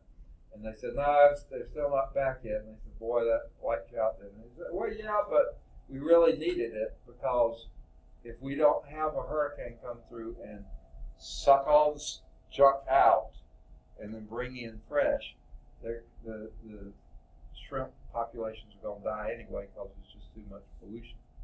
And we really need that cycle of nature to suck it out and bring in fresh. He said in a few years we're going to have bumper crops. We just have to wait it out. And that's why messing with Mom Nature. Remember the old commercial? You don't mess with Mother Nature. I don't remember what they were advertising, but yeah, it's something like that. But it was, whenever we tried to, we find out we sort of screw things up pretty badly. So is that what happened in New Orleans? Yeah. How they still have some of that debris and stuff, kind of said did not suck the water out, you just left it there. Yeah. Now, part of New Orleans' problem is, of course, parts of the city were below sea level anyway, but it has this really intricate systems of the rivers also, right? Yeah. The levee system. To keep the water out. And Lake Pontchartrain, north of New Orleans, some of that is probably above. New Orleans is below that. They had a breach in the levee around Lake Pontchartrain, and a lot of that. I mean, when the hurricane hit, it weakened everything and added all that much more water. But you had Lake Pontchartrain coming down and filling up the levee. A lot like when Bonneville came through and wiped out the Snake River Valley. That wasn't just the storm surge and the rains, it was lots of other water too. So yeah, that caused even a bigger disaster. Yeah. Okay. What's that? So that table, the 18.1 that we were talking about earlier, Right. where it's comparing the oceanic crust to the continental crust. Right. And so basically, the continental crust is much older than the oceanic crust. Yeah, much older and much thicker, right? It's Yeah. 3.8 billion years old. Right. And then the oceanic crust is less than 200 million years old. Yeah. So, and then back here is. Oh, is it how time? here's- Oh my goodness, look at that. Yeah. No, Here's go the ahead. land. Yeah. And I guess this is like the outer Right. layers, and then the more in it gets, I guess the deeper it gets, and the younger the oceanic Exactly. crust. But so how does that work? I mean, was water not here at first, and it just? No, but it was all, I don't see okay, that. Like, I know. It depends on what oceanic crust you're talking about. The Atlantic oceanic crust is much, you know, I don't know if they can say that about the Pacific, because like you're saying, yeah, it must have been, Right. yeah. I don't know. Yeah. So there's some theories that go into that too. I can't believe it. We have just, time flies when you're having fun. Okay. Only in science class. Okay. Well, that's you get brownie points for that. Okay. All right. Hunter's still here. LaShandra's still here. Rachel's still here. Trey is still here. Ray is still here. And Jarrell never made it in today. Okay. Cece's still here. And Anthony hasn't made it in yet. Okay. Sean's still here. Fred's still here. Chelsea's still here. Sam's still here.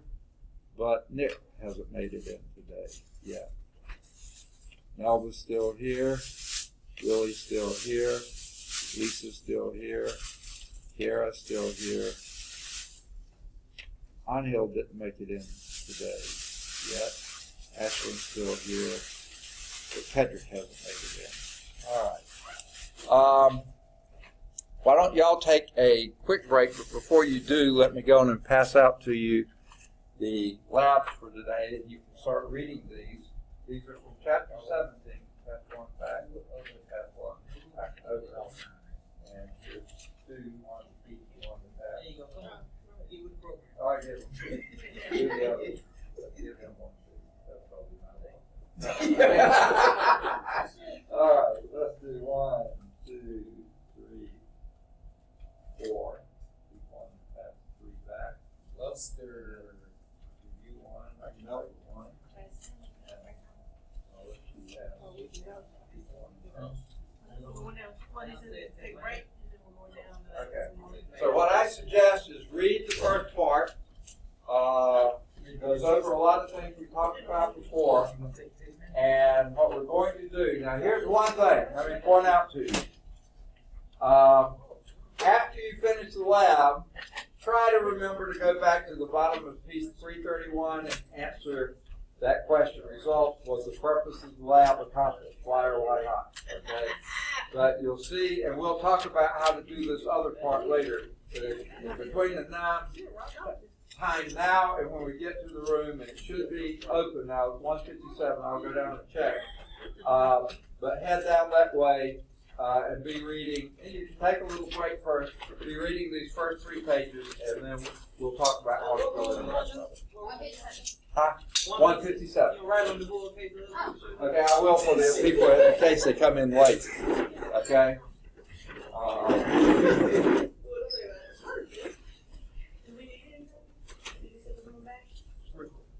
We're coming back, Mr. It's up to you. We don't need to come back. Yeah, you ready to take that? I need to take my test real quick. Gotta take it downstairs to the lab.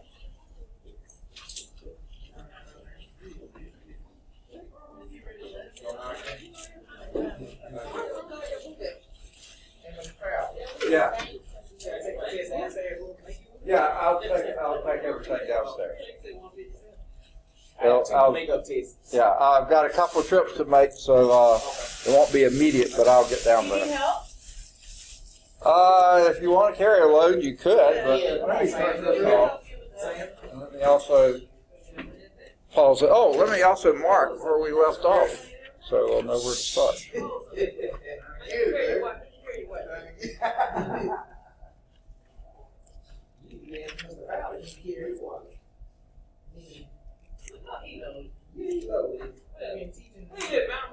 What's that?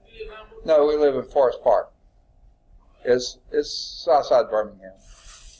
You know where Avondale is? Okay, just north of Avondale. No, just south of Avondale. You like it since Oh yeah. I know you like it now since they got Yeah. rid of all that. There's a lot of nice stuff there. Yeah. Now. Yes, it is. What do you carry? What's All that? these papers? Yeah, well, let me. Ooh, I've got it. I'm just, don't have it all together. All right, now I can take this out. There we go. Okay, this won't be too heavy for you. Are you taking this stack? Yeah, that stack, which includes all this. Can you do that all right? Yeah. Okay, thank you. This as well? Was that Oh, supposed to be yeah, in there? Crap. That's okay. Is that your bookmark? No, it's part of the, Okay, I won't mess with that no more. Yeah. You got that one? Let her feel like me, please. oh, I can get the rest of it. It's just the computer. I This can get stays it. here? Okay. Yeah. Thank you. We want 157, right? 157. Directly below this classroom here. And the one next door to it's a big room.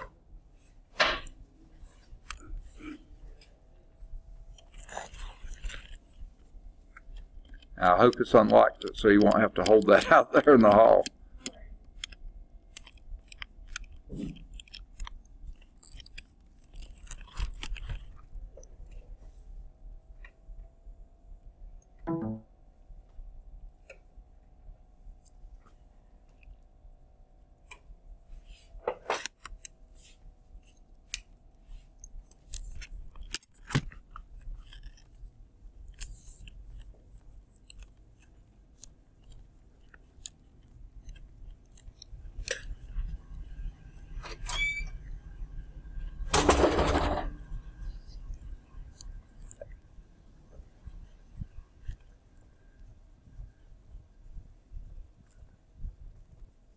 Hey.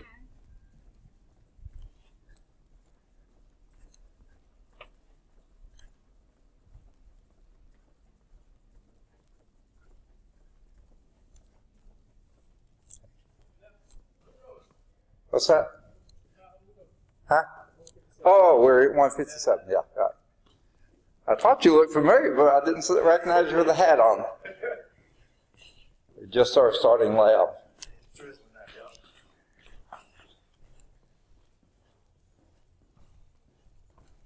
I put a note on the board so that if you hadn't seen me, you would have seen it.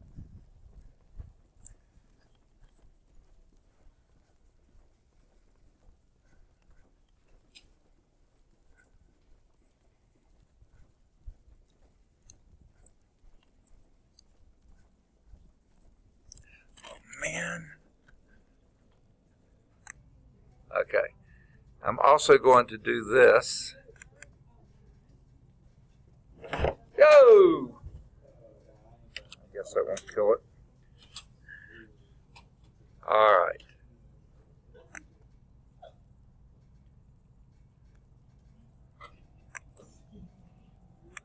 Oh, I'm not connected to my projector. Does anyone know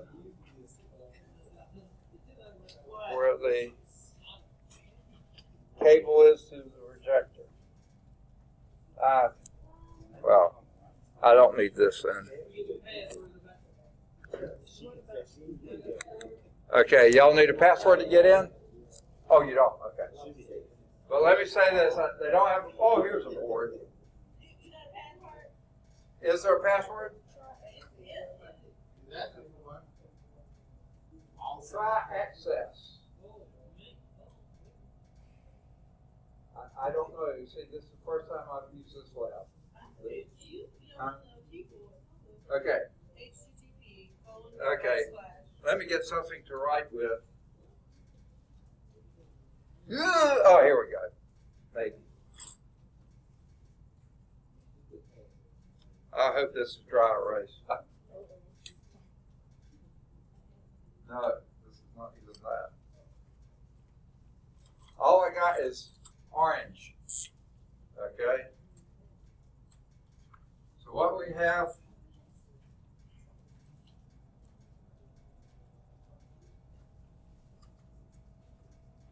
okay. H, this is a writing.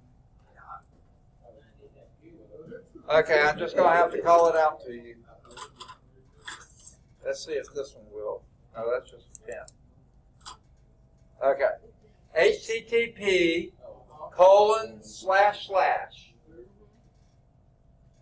Okay? Web mineral, written as one word. WEBMINERAL.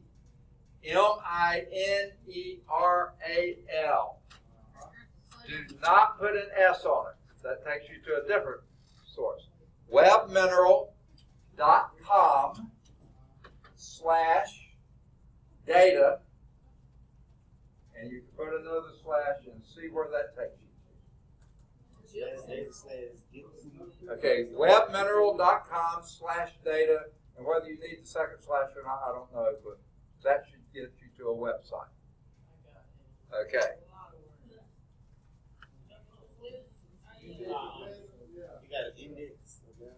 Okay. Now you can look. Your very first one in your thing here is calcite. You can type calcite, or you can go to the index for calcite. Okay. Now, when you get to calcite, you'll see some really pretty pictures, right?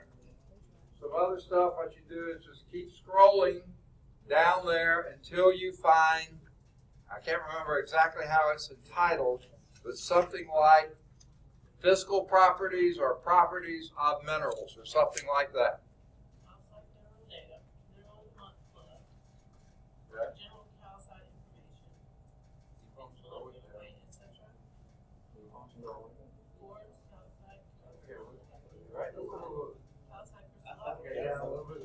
Physical properties of calcite.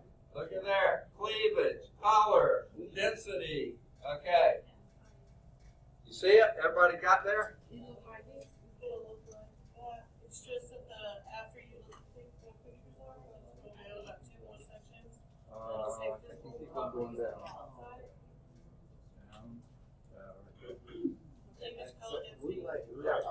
Okay. Now, these aren't in the same order that you're doing. Okay. I'm sorry. Let me start over for you. Oh, you got it? Okay. Here's our website. Here it is. http://webmineral. WEBMINERAL with no S. Don't put an S on it. .com/data. I don't know if you need the next slash or not. Yes. What's right? Okay. Now, okay. Let's get everybody caught up, and then we'll go over what to do. Okay. Now, sort of the good news is the way the pages came out. They're like this. You can go all the way across the page. All right. The question was, do you write down all the colors? I don't need them all. I'm guessing they write them in the most predominant. So you write down a few of them. You don't have to write so small you get them all in there, but write a few the way you normally write. Just write down a few of the colors. Okay? And then luster usually is only 1 or 2 words, right? Streak is usually 1 or 2, right? Hardness is either a number or a name or both, right? Cleavage/fracture. Now you'll see cleavage is the very first thing that was listed under calcite, right? Somewhere later down you'll see fracture, right? Okay. So what I would do is write just a few words on cleavage, slash, and a few words from the text from the fracture. Now we didn't have the number. A bit of numbers. That is a good thing to write for cleavage. That tells you. I can't explain how, not in the context of this course. That gives you the cleavage plane. It's called an inverse reciprocal number or something like that, but that's the cleavage plane. You can write that down. And then it usually has perfect or fair or moderate or something like that. And then fracture, it may say something like brittle or So write down a word or 2 about cleavage and a word or 2 about fracture. In the same box? Yeah, in that same box. That's why I only just put a little bit. Okay, now, what about other? Okay. What is the, say again? Any information we want to put? No. What is the best delineator of a mineral? What tells you the most about it, the most correctly? What feature? Density. You got it. So under other, cross out other and write density. Now, you could actually put density or one other thing that has the same number but no units. Does anyone remember what that was called? Specific gravity. Specific gravity. So if it says density or specific gravity, that's what you write down. If you don't write any units, that's specific gravity. If you put gram per cubic centimeter, that's density. Okay? Now, before you get to it, let me just tell you. Remember I said webmineral.com is going to give you most of the data, but not all of the data. Okay? I think you'll find calcite, magnetite, pyrite, hematite, limonite, I think so, but as you go on down, you'll run into some of these. For instance, feldspar. Feldspar is not a mineral, it's a group of minerals. Okay? So if you run into one of these, you can't find the specific word listed here, then do one of two things. Okay? One thing you might try to do is Google that and see what you get, or do a search on that word. More than likely, you're going to come up with a bunch of names for minerals that fall under that, like bauxite. There's going to be 3, 4, 5 different minerals that are in the ore. See, bauxite is the aluminum ore. Okay, it's not really a mineral, it's a group of minerals. So if you run into one, pull out of what you're doing, out of webmineral.com, and then type in the name and search for it. You're probably going to get a number of minerals. Write down the top 2 or 3 of those, go back to webmineral.com, and see if you can find that particular mineral in there. And if you do, then if that was under limonite or feldspar or something like that, just write above it which mineral you're going to be describing. Okay? Because some of these are groups of minerals, not individual minerals. Pick one of the minerals and do it. For instance, the bauxite, you might do, if I can remember the name of some of those,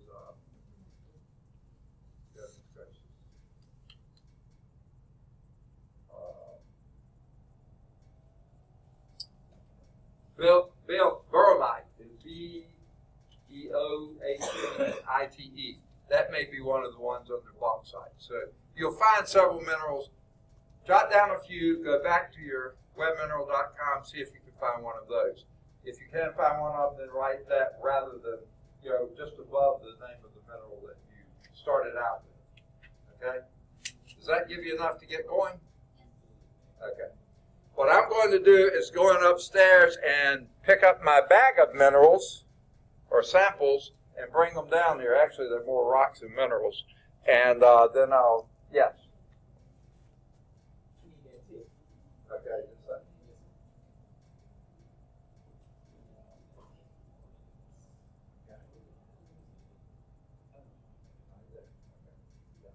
Yes.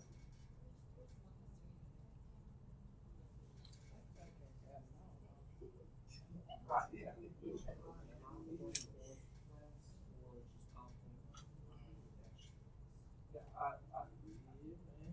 Yeah, 5.5-6 might play.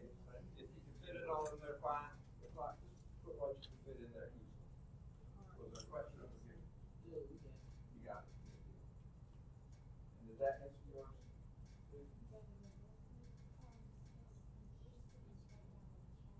Yeah, what you get. And if there's anything you're missing, ask me about that, and I'll see if I can find that. I think you have to try everything. Okay. Now, I'm going to pause my recording while I go up and get my bags full of rocks. And I'll be right back. Okay, the question was, when going to try to find limonite, I thought that was one of the ones that wasn't listed here. CC clicked on it or typed it somewhere and got goethite as a one of the minerals that makes up limonite, perfectly fine to do. If you pick one of the others, just write it down and match what you're writing down with the word that you wrote above it. Okay. Now, what I was just starting to say, I brought up this sample of rocks. It's a pretty nice sample.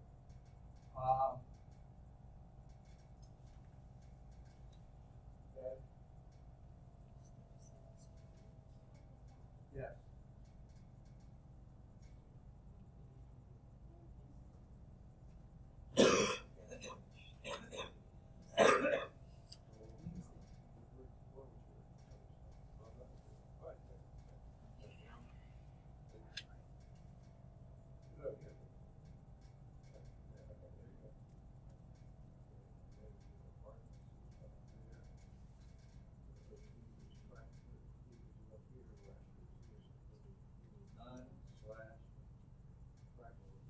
I think you'll find that if you find cleavage none, you'll find quite a bit about fraction. If you find quite a bit about cleavage, sometimes you won't find that much about fraction. That's why it's sort of hit and miss.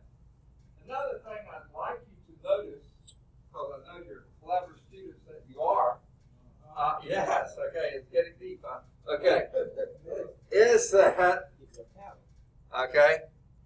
is that when you notice the darkness of the mineral, a lot of them are very light colors. When you notice those that are black or dark brown, stuff like that, when you get over there and do the density, see if you find a correlation there. You should, but see if you do. Okay? Now, what I was going to describe about the collection back here, I'm going to leave it on this table just because it's more convenient for you. If you want to take a break from this for a moment.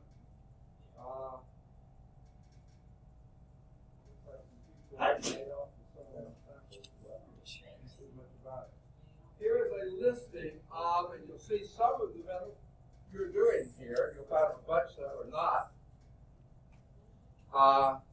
But here's a list of minerals, Introductory Earth Science Collection, and then the numbers correspond with the numbers on the samples back here. It's a pretty nice little group and well worth a look. So before you leave today, or if you want to take a break in the middle, here it is. Pretty nice. What's that? No, that's not. Okay. I don't know. Maybe they were missing to begin with. I don't know. All my gold and silver samples are still there. No, I'm just kidding. They don't have any of those. I knew I was going to find a way to get you to look, though. Okay. All right.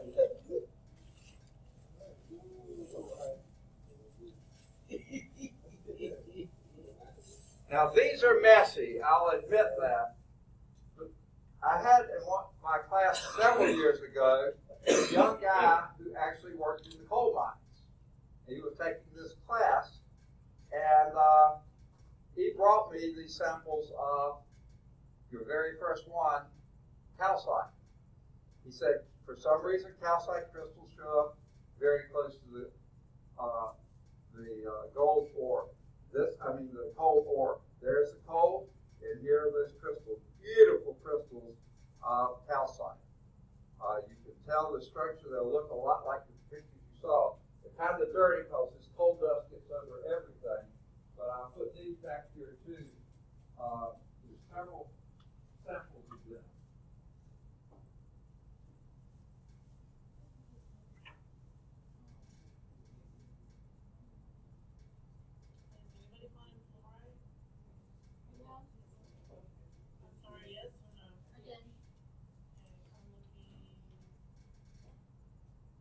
Some are better than others.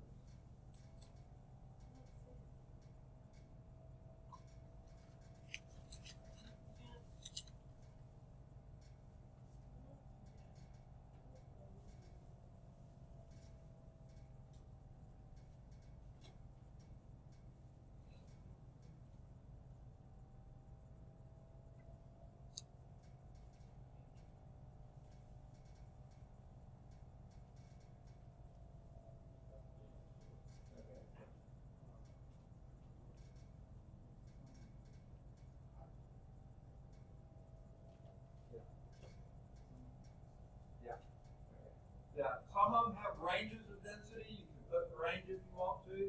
Yeah, some of them may have averages. You can put that. Some of them have, like you said, a specific number, and you can put that if you choose.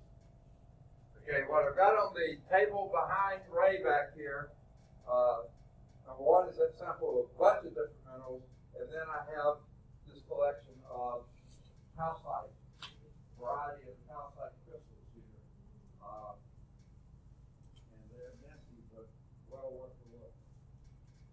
Okay, really nice. Second. Hematite. H-E-M.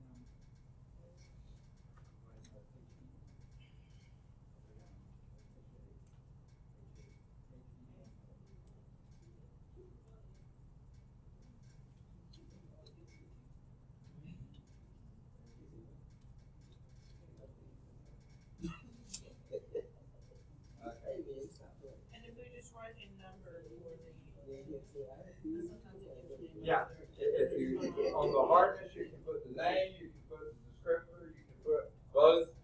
Yeah, just let me know you found it. All right.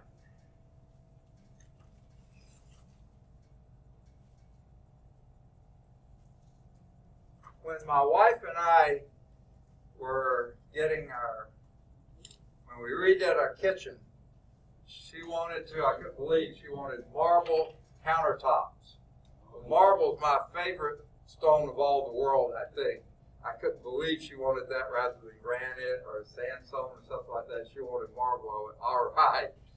And we found a piece in Southside Birmingham, but they did all their cutting and stuff out here in Bessemer. So I went over to see them and find out where they were. And then she came out and decided, told them how she wanted things done. But while I was there, I noticed all these scrap pieces lying around. I said, hey, I teach a class in this. Can I have these? Oh, sure. He just started loading me up. So these samples you see like this, these have been polished and cut very nicely. But this is classic travertine from Turkey. Now, I don't know for sure what travertine is. Here's my guess. I think it's in between limestone and marble. Yeah, Hunter's just tearing up the whole room here. Okay. So I don't know for sure that's what it is, but here it is. I'll put this on the table too. You can certainly take a look and see that.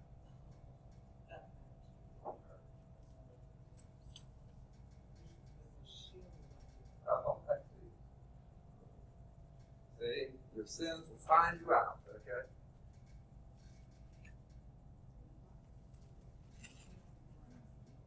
We have several kinds of granite here. This is obviously a granite. Why do I say obvious? Large crystal sizes, meaning it was a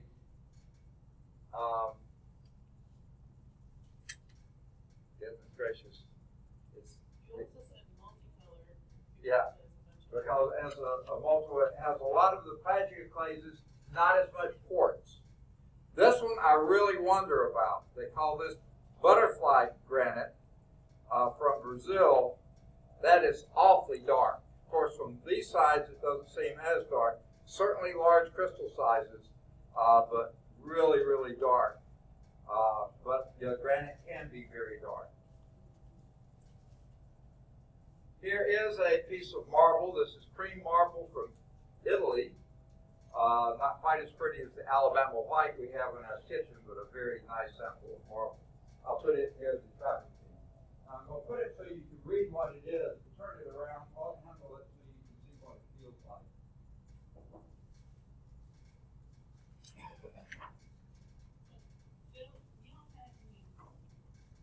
What's that? Was there a question? Feldspar, yeah, that's one you're going to have to search around and find some specific mineral. Feldspar is a whole class of minerals. So find one and then pick the one out you want to write on.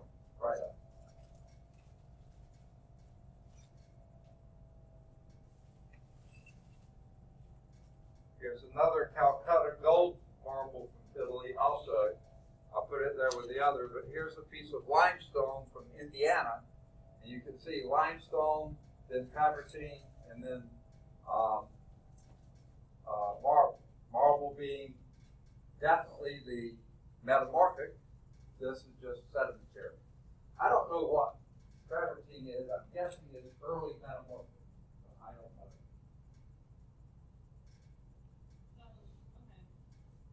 Yeah. Set them up here so you can we'll look at them.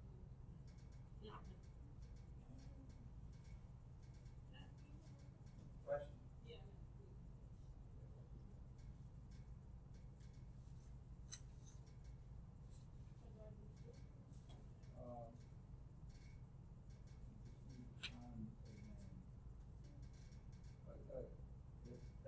That's sort of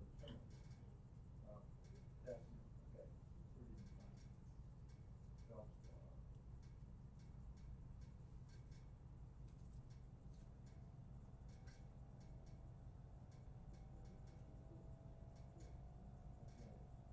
yes, any of those would do.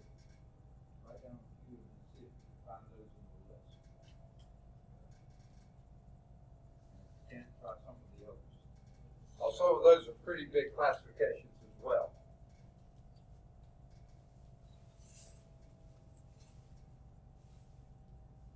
Now this is more obviously granite because it's very light colored. However, its crystal sizes are a little bit smaller than the other granite we had back there, but it's still large enough you call it granite.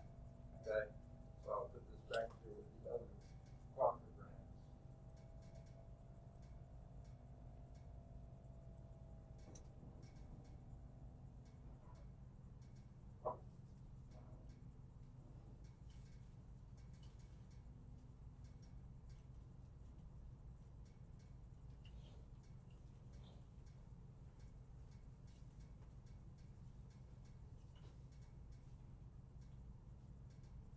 Someone else brought me this sample, and I can't tell you for sure what it is, but looking at some of the just characteristics of it, it looks pretty close to a big chunks of some pretty rose quartz, I'm guessing, but I don't know for sure what it is. It's just something exactly to see about.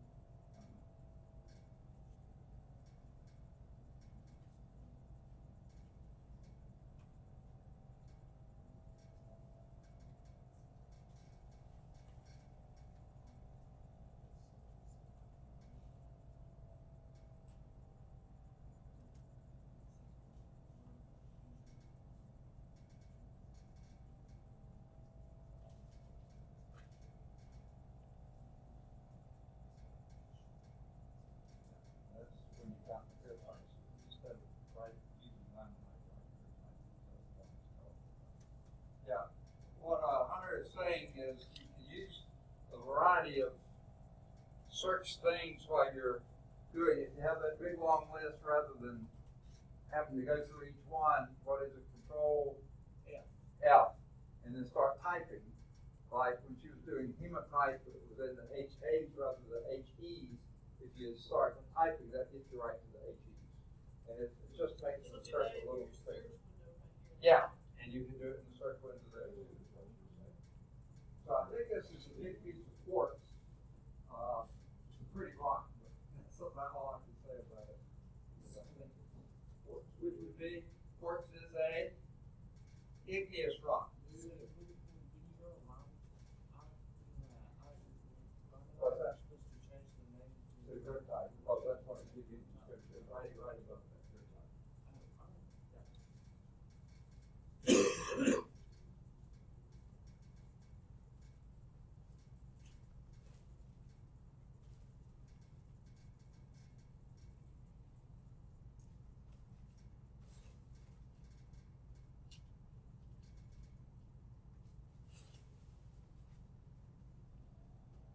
And these black tile that you see here actually are pieces of what I think is basalt, which we talked about a lot today. very fine crystal size, very dark color, I guess, basalt. And we'll be using that in the next slide too. In the next lab too. Yeah. Hornblende, that's another one that's a huge classification.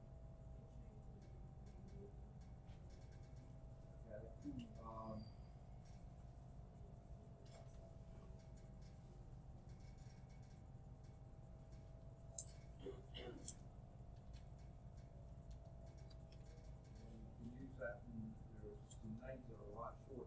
Probably use it if you want to use that, you can. All you have to do is go. That's more of a chemical name, but it's not certainly a name.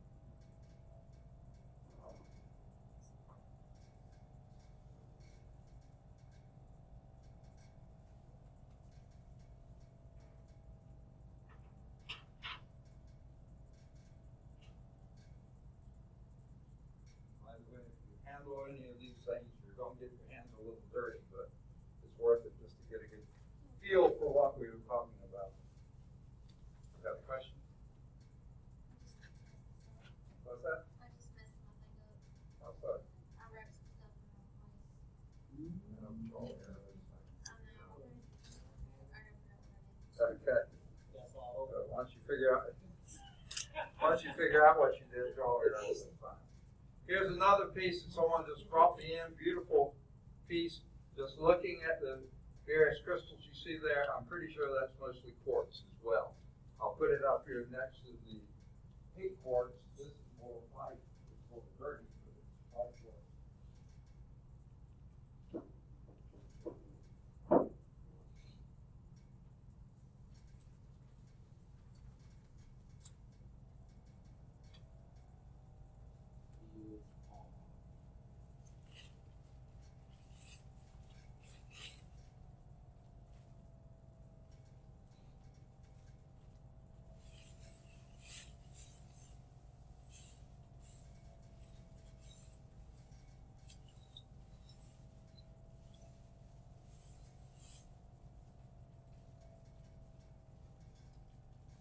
I don't know if any of you have ever seen what they call a geode. A geode is got one mineral in the center, and then concentric deposits around there are different minerals. And someone had given me one. I use it for in the kitchen. But one day the bottom of my bowl was wet, and when I picked it up, it came up with it and fell onto the tile floor and cracked. But it's beautiful geode. It's something in the center, something else around the edges. It was a slice of this is a slice of a round, somewhat spherical thing. I'll kind of piece it together here so you can look at it.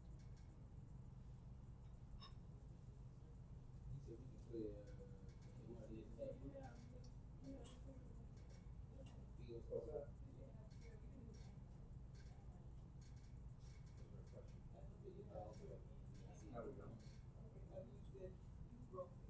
Oh yeah. If I could have blamed it on one, I would have. My wife wouldn't let me blame it on the other. I think I have pieces of two different ones here.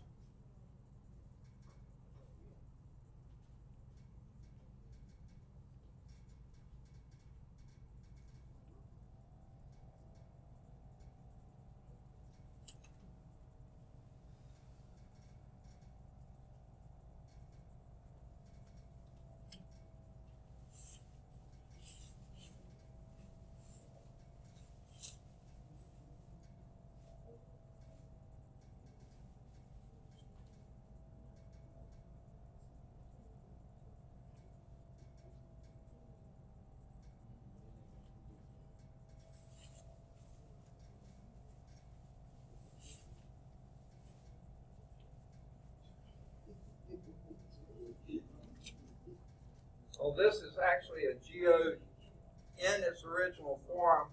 Only one end is broken off. It hasn't been sliced, but that's exactly what it looks like before someone gets around to slicing it. Almost looks like an egg or something.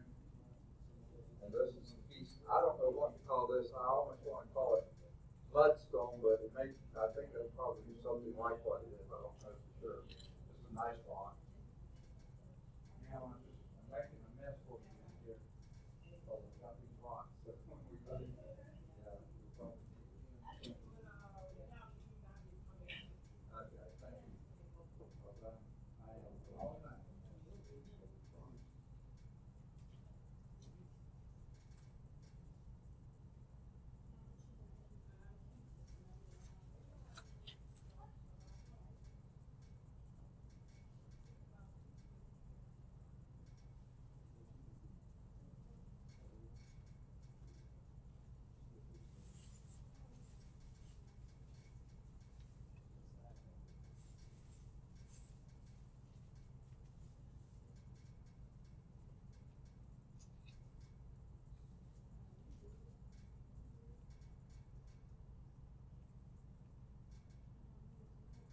Another example of why color is always the best indicator.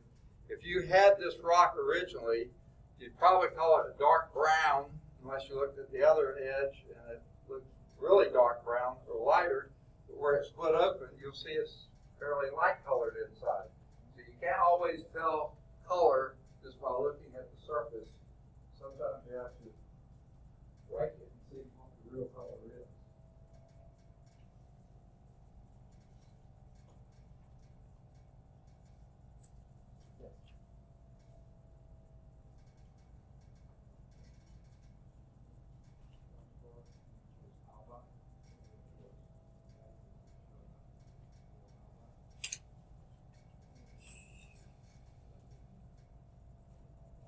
Okay, you have to go back to minerals.com.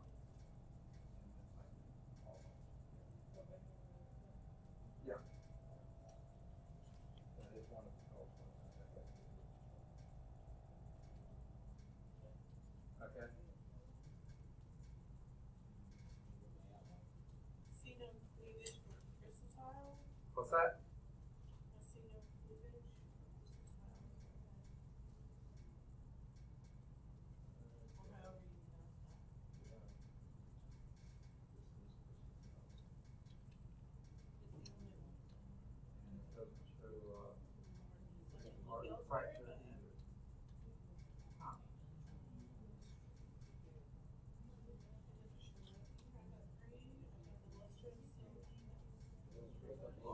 So it has.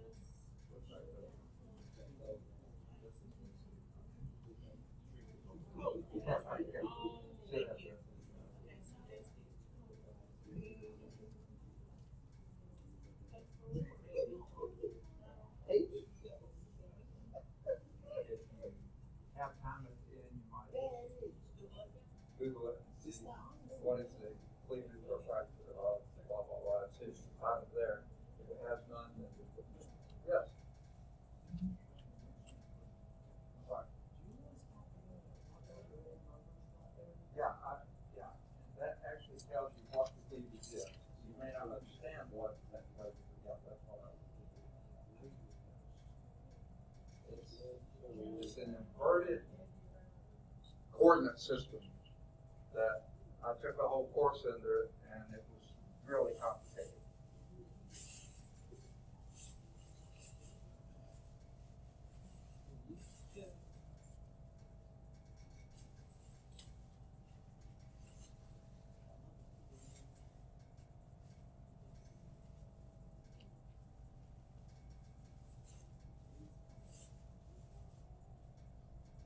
And if there are different cleavages, just put one. Yeah, put that one first.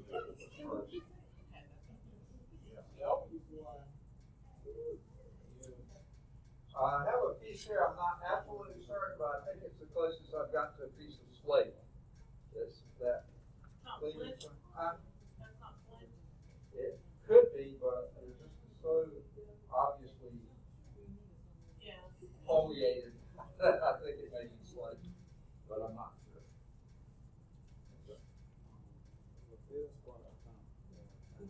Albite, that would be a perfect good one. Find it here. Yeah, and then yeah, just write albite above it. Yeah.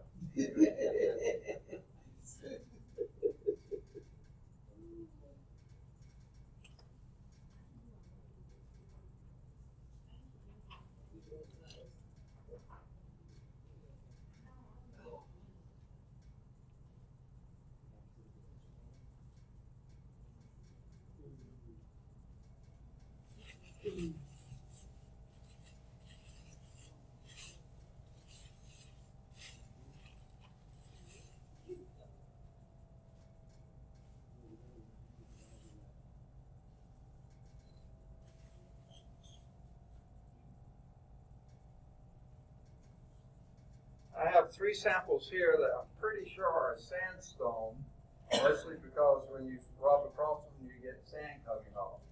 This one, however, it really falls off almost immediately in your hand. My guess, the lithification process was not as thorough on this, either not as well compacted or not as well cemented. This one you can scrub and scratch all you want to. It's just as rough as this, but you don't have it coming off. Better compaction and or cementation. Here's another piece I'm guessing is sandstone too. They come in various colors, but I'll let you take a look at it. Don't make too big a mess with this one because they haven't cleaned up the one. I don't see it. You have something to go different? Yeah.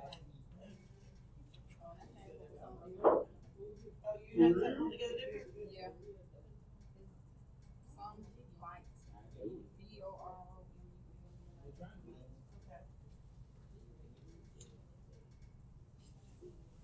That's not all I got, but that's most of it. Plenty to look at.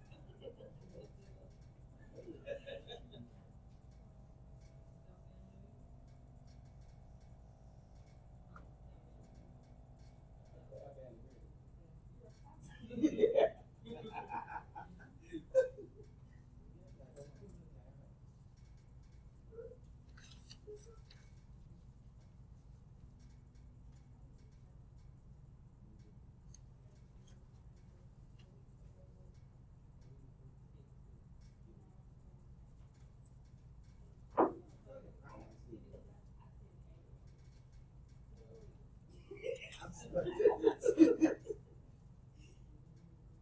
have any questions about the rocks or anything, feel free to ask. I'm here. Yes.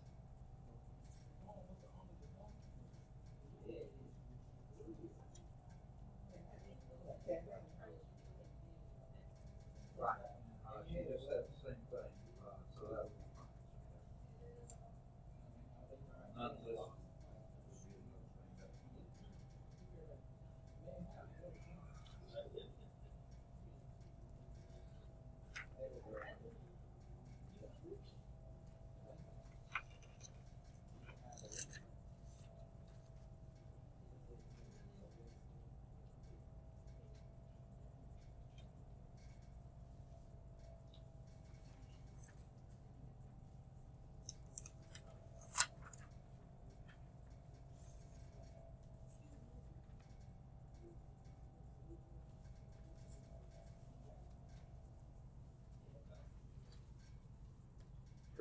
Yes, ma'am. Good deal. Thanks. Did you? Okay. Yeah. You don't have to put much there, but just acknowledge that you saw it. Okay.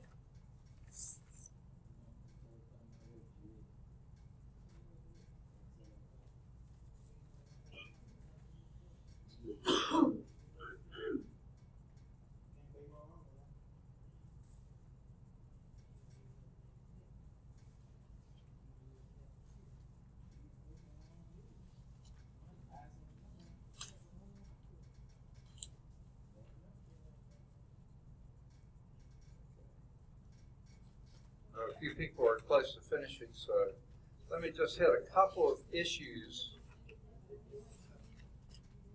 just as reminders.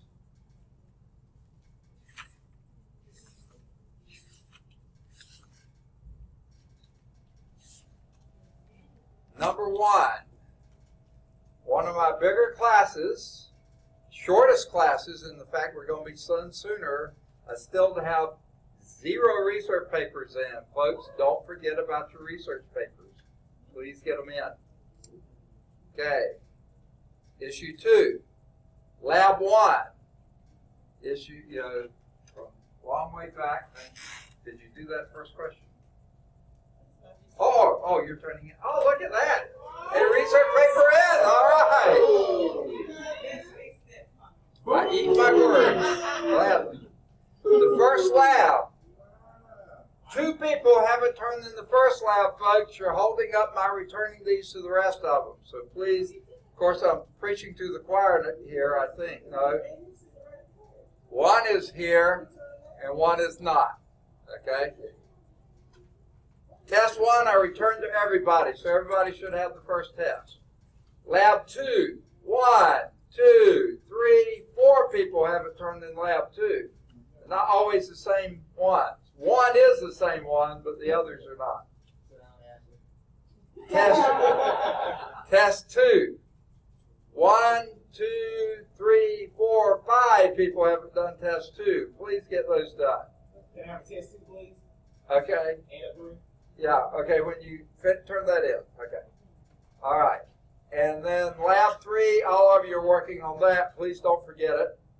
And test 3, 1, 2, 3, 4 people have done test 3. We're now working on, and by the way, Lab 4 will be the trip to the planetarium. This is Lab 5. Good deal. Yes, ma'am. I think I need to make up this past test. Okay. Yeah. Oh, you even answered that. Good. Yes, sir. Okay. And you want the last test? Yes, sir. That's chapter 15, I think. No. I think it would be 16. 16. Yeah, here we go. So this thing. Not too much further back here. Oh, there it is. Test 3. Right. Thank you. You're turning in a bunch of letters. Oh, yeah. Good deal.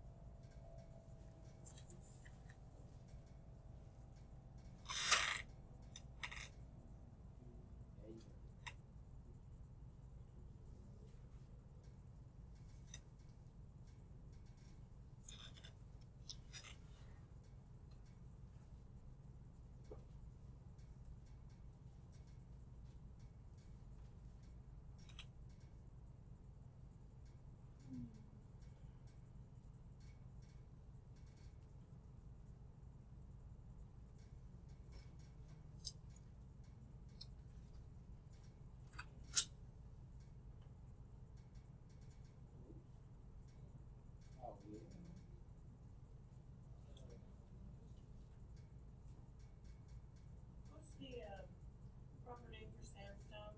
The mineral name for sandstone? What's that? One more time. What's the name for sandstone? Sandstone? That's a rock. I mean, yeah, that's a rock. It's a sedimentary rock, a clastic sedimentary rock. Okay. But that's not really a mineral. Made up mostly of quartz minerals. But good deal. Excellent. Did you do that first question? I don't know. Just, you don't have to write a lot. I can write down here. Yeah, just write it there. That lets me know what you thought of it.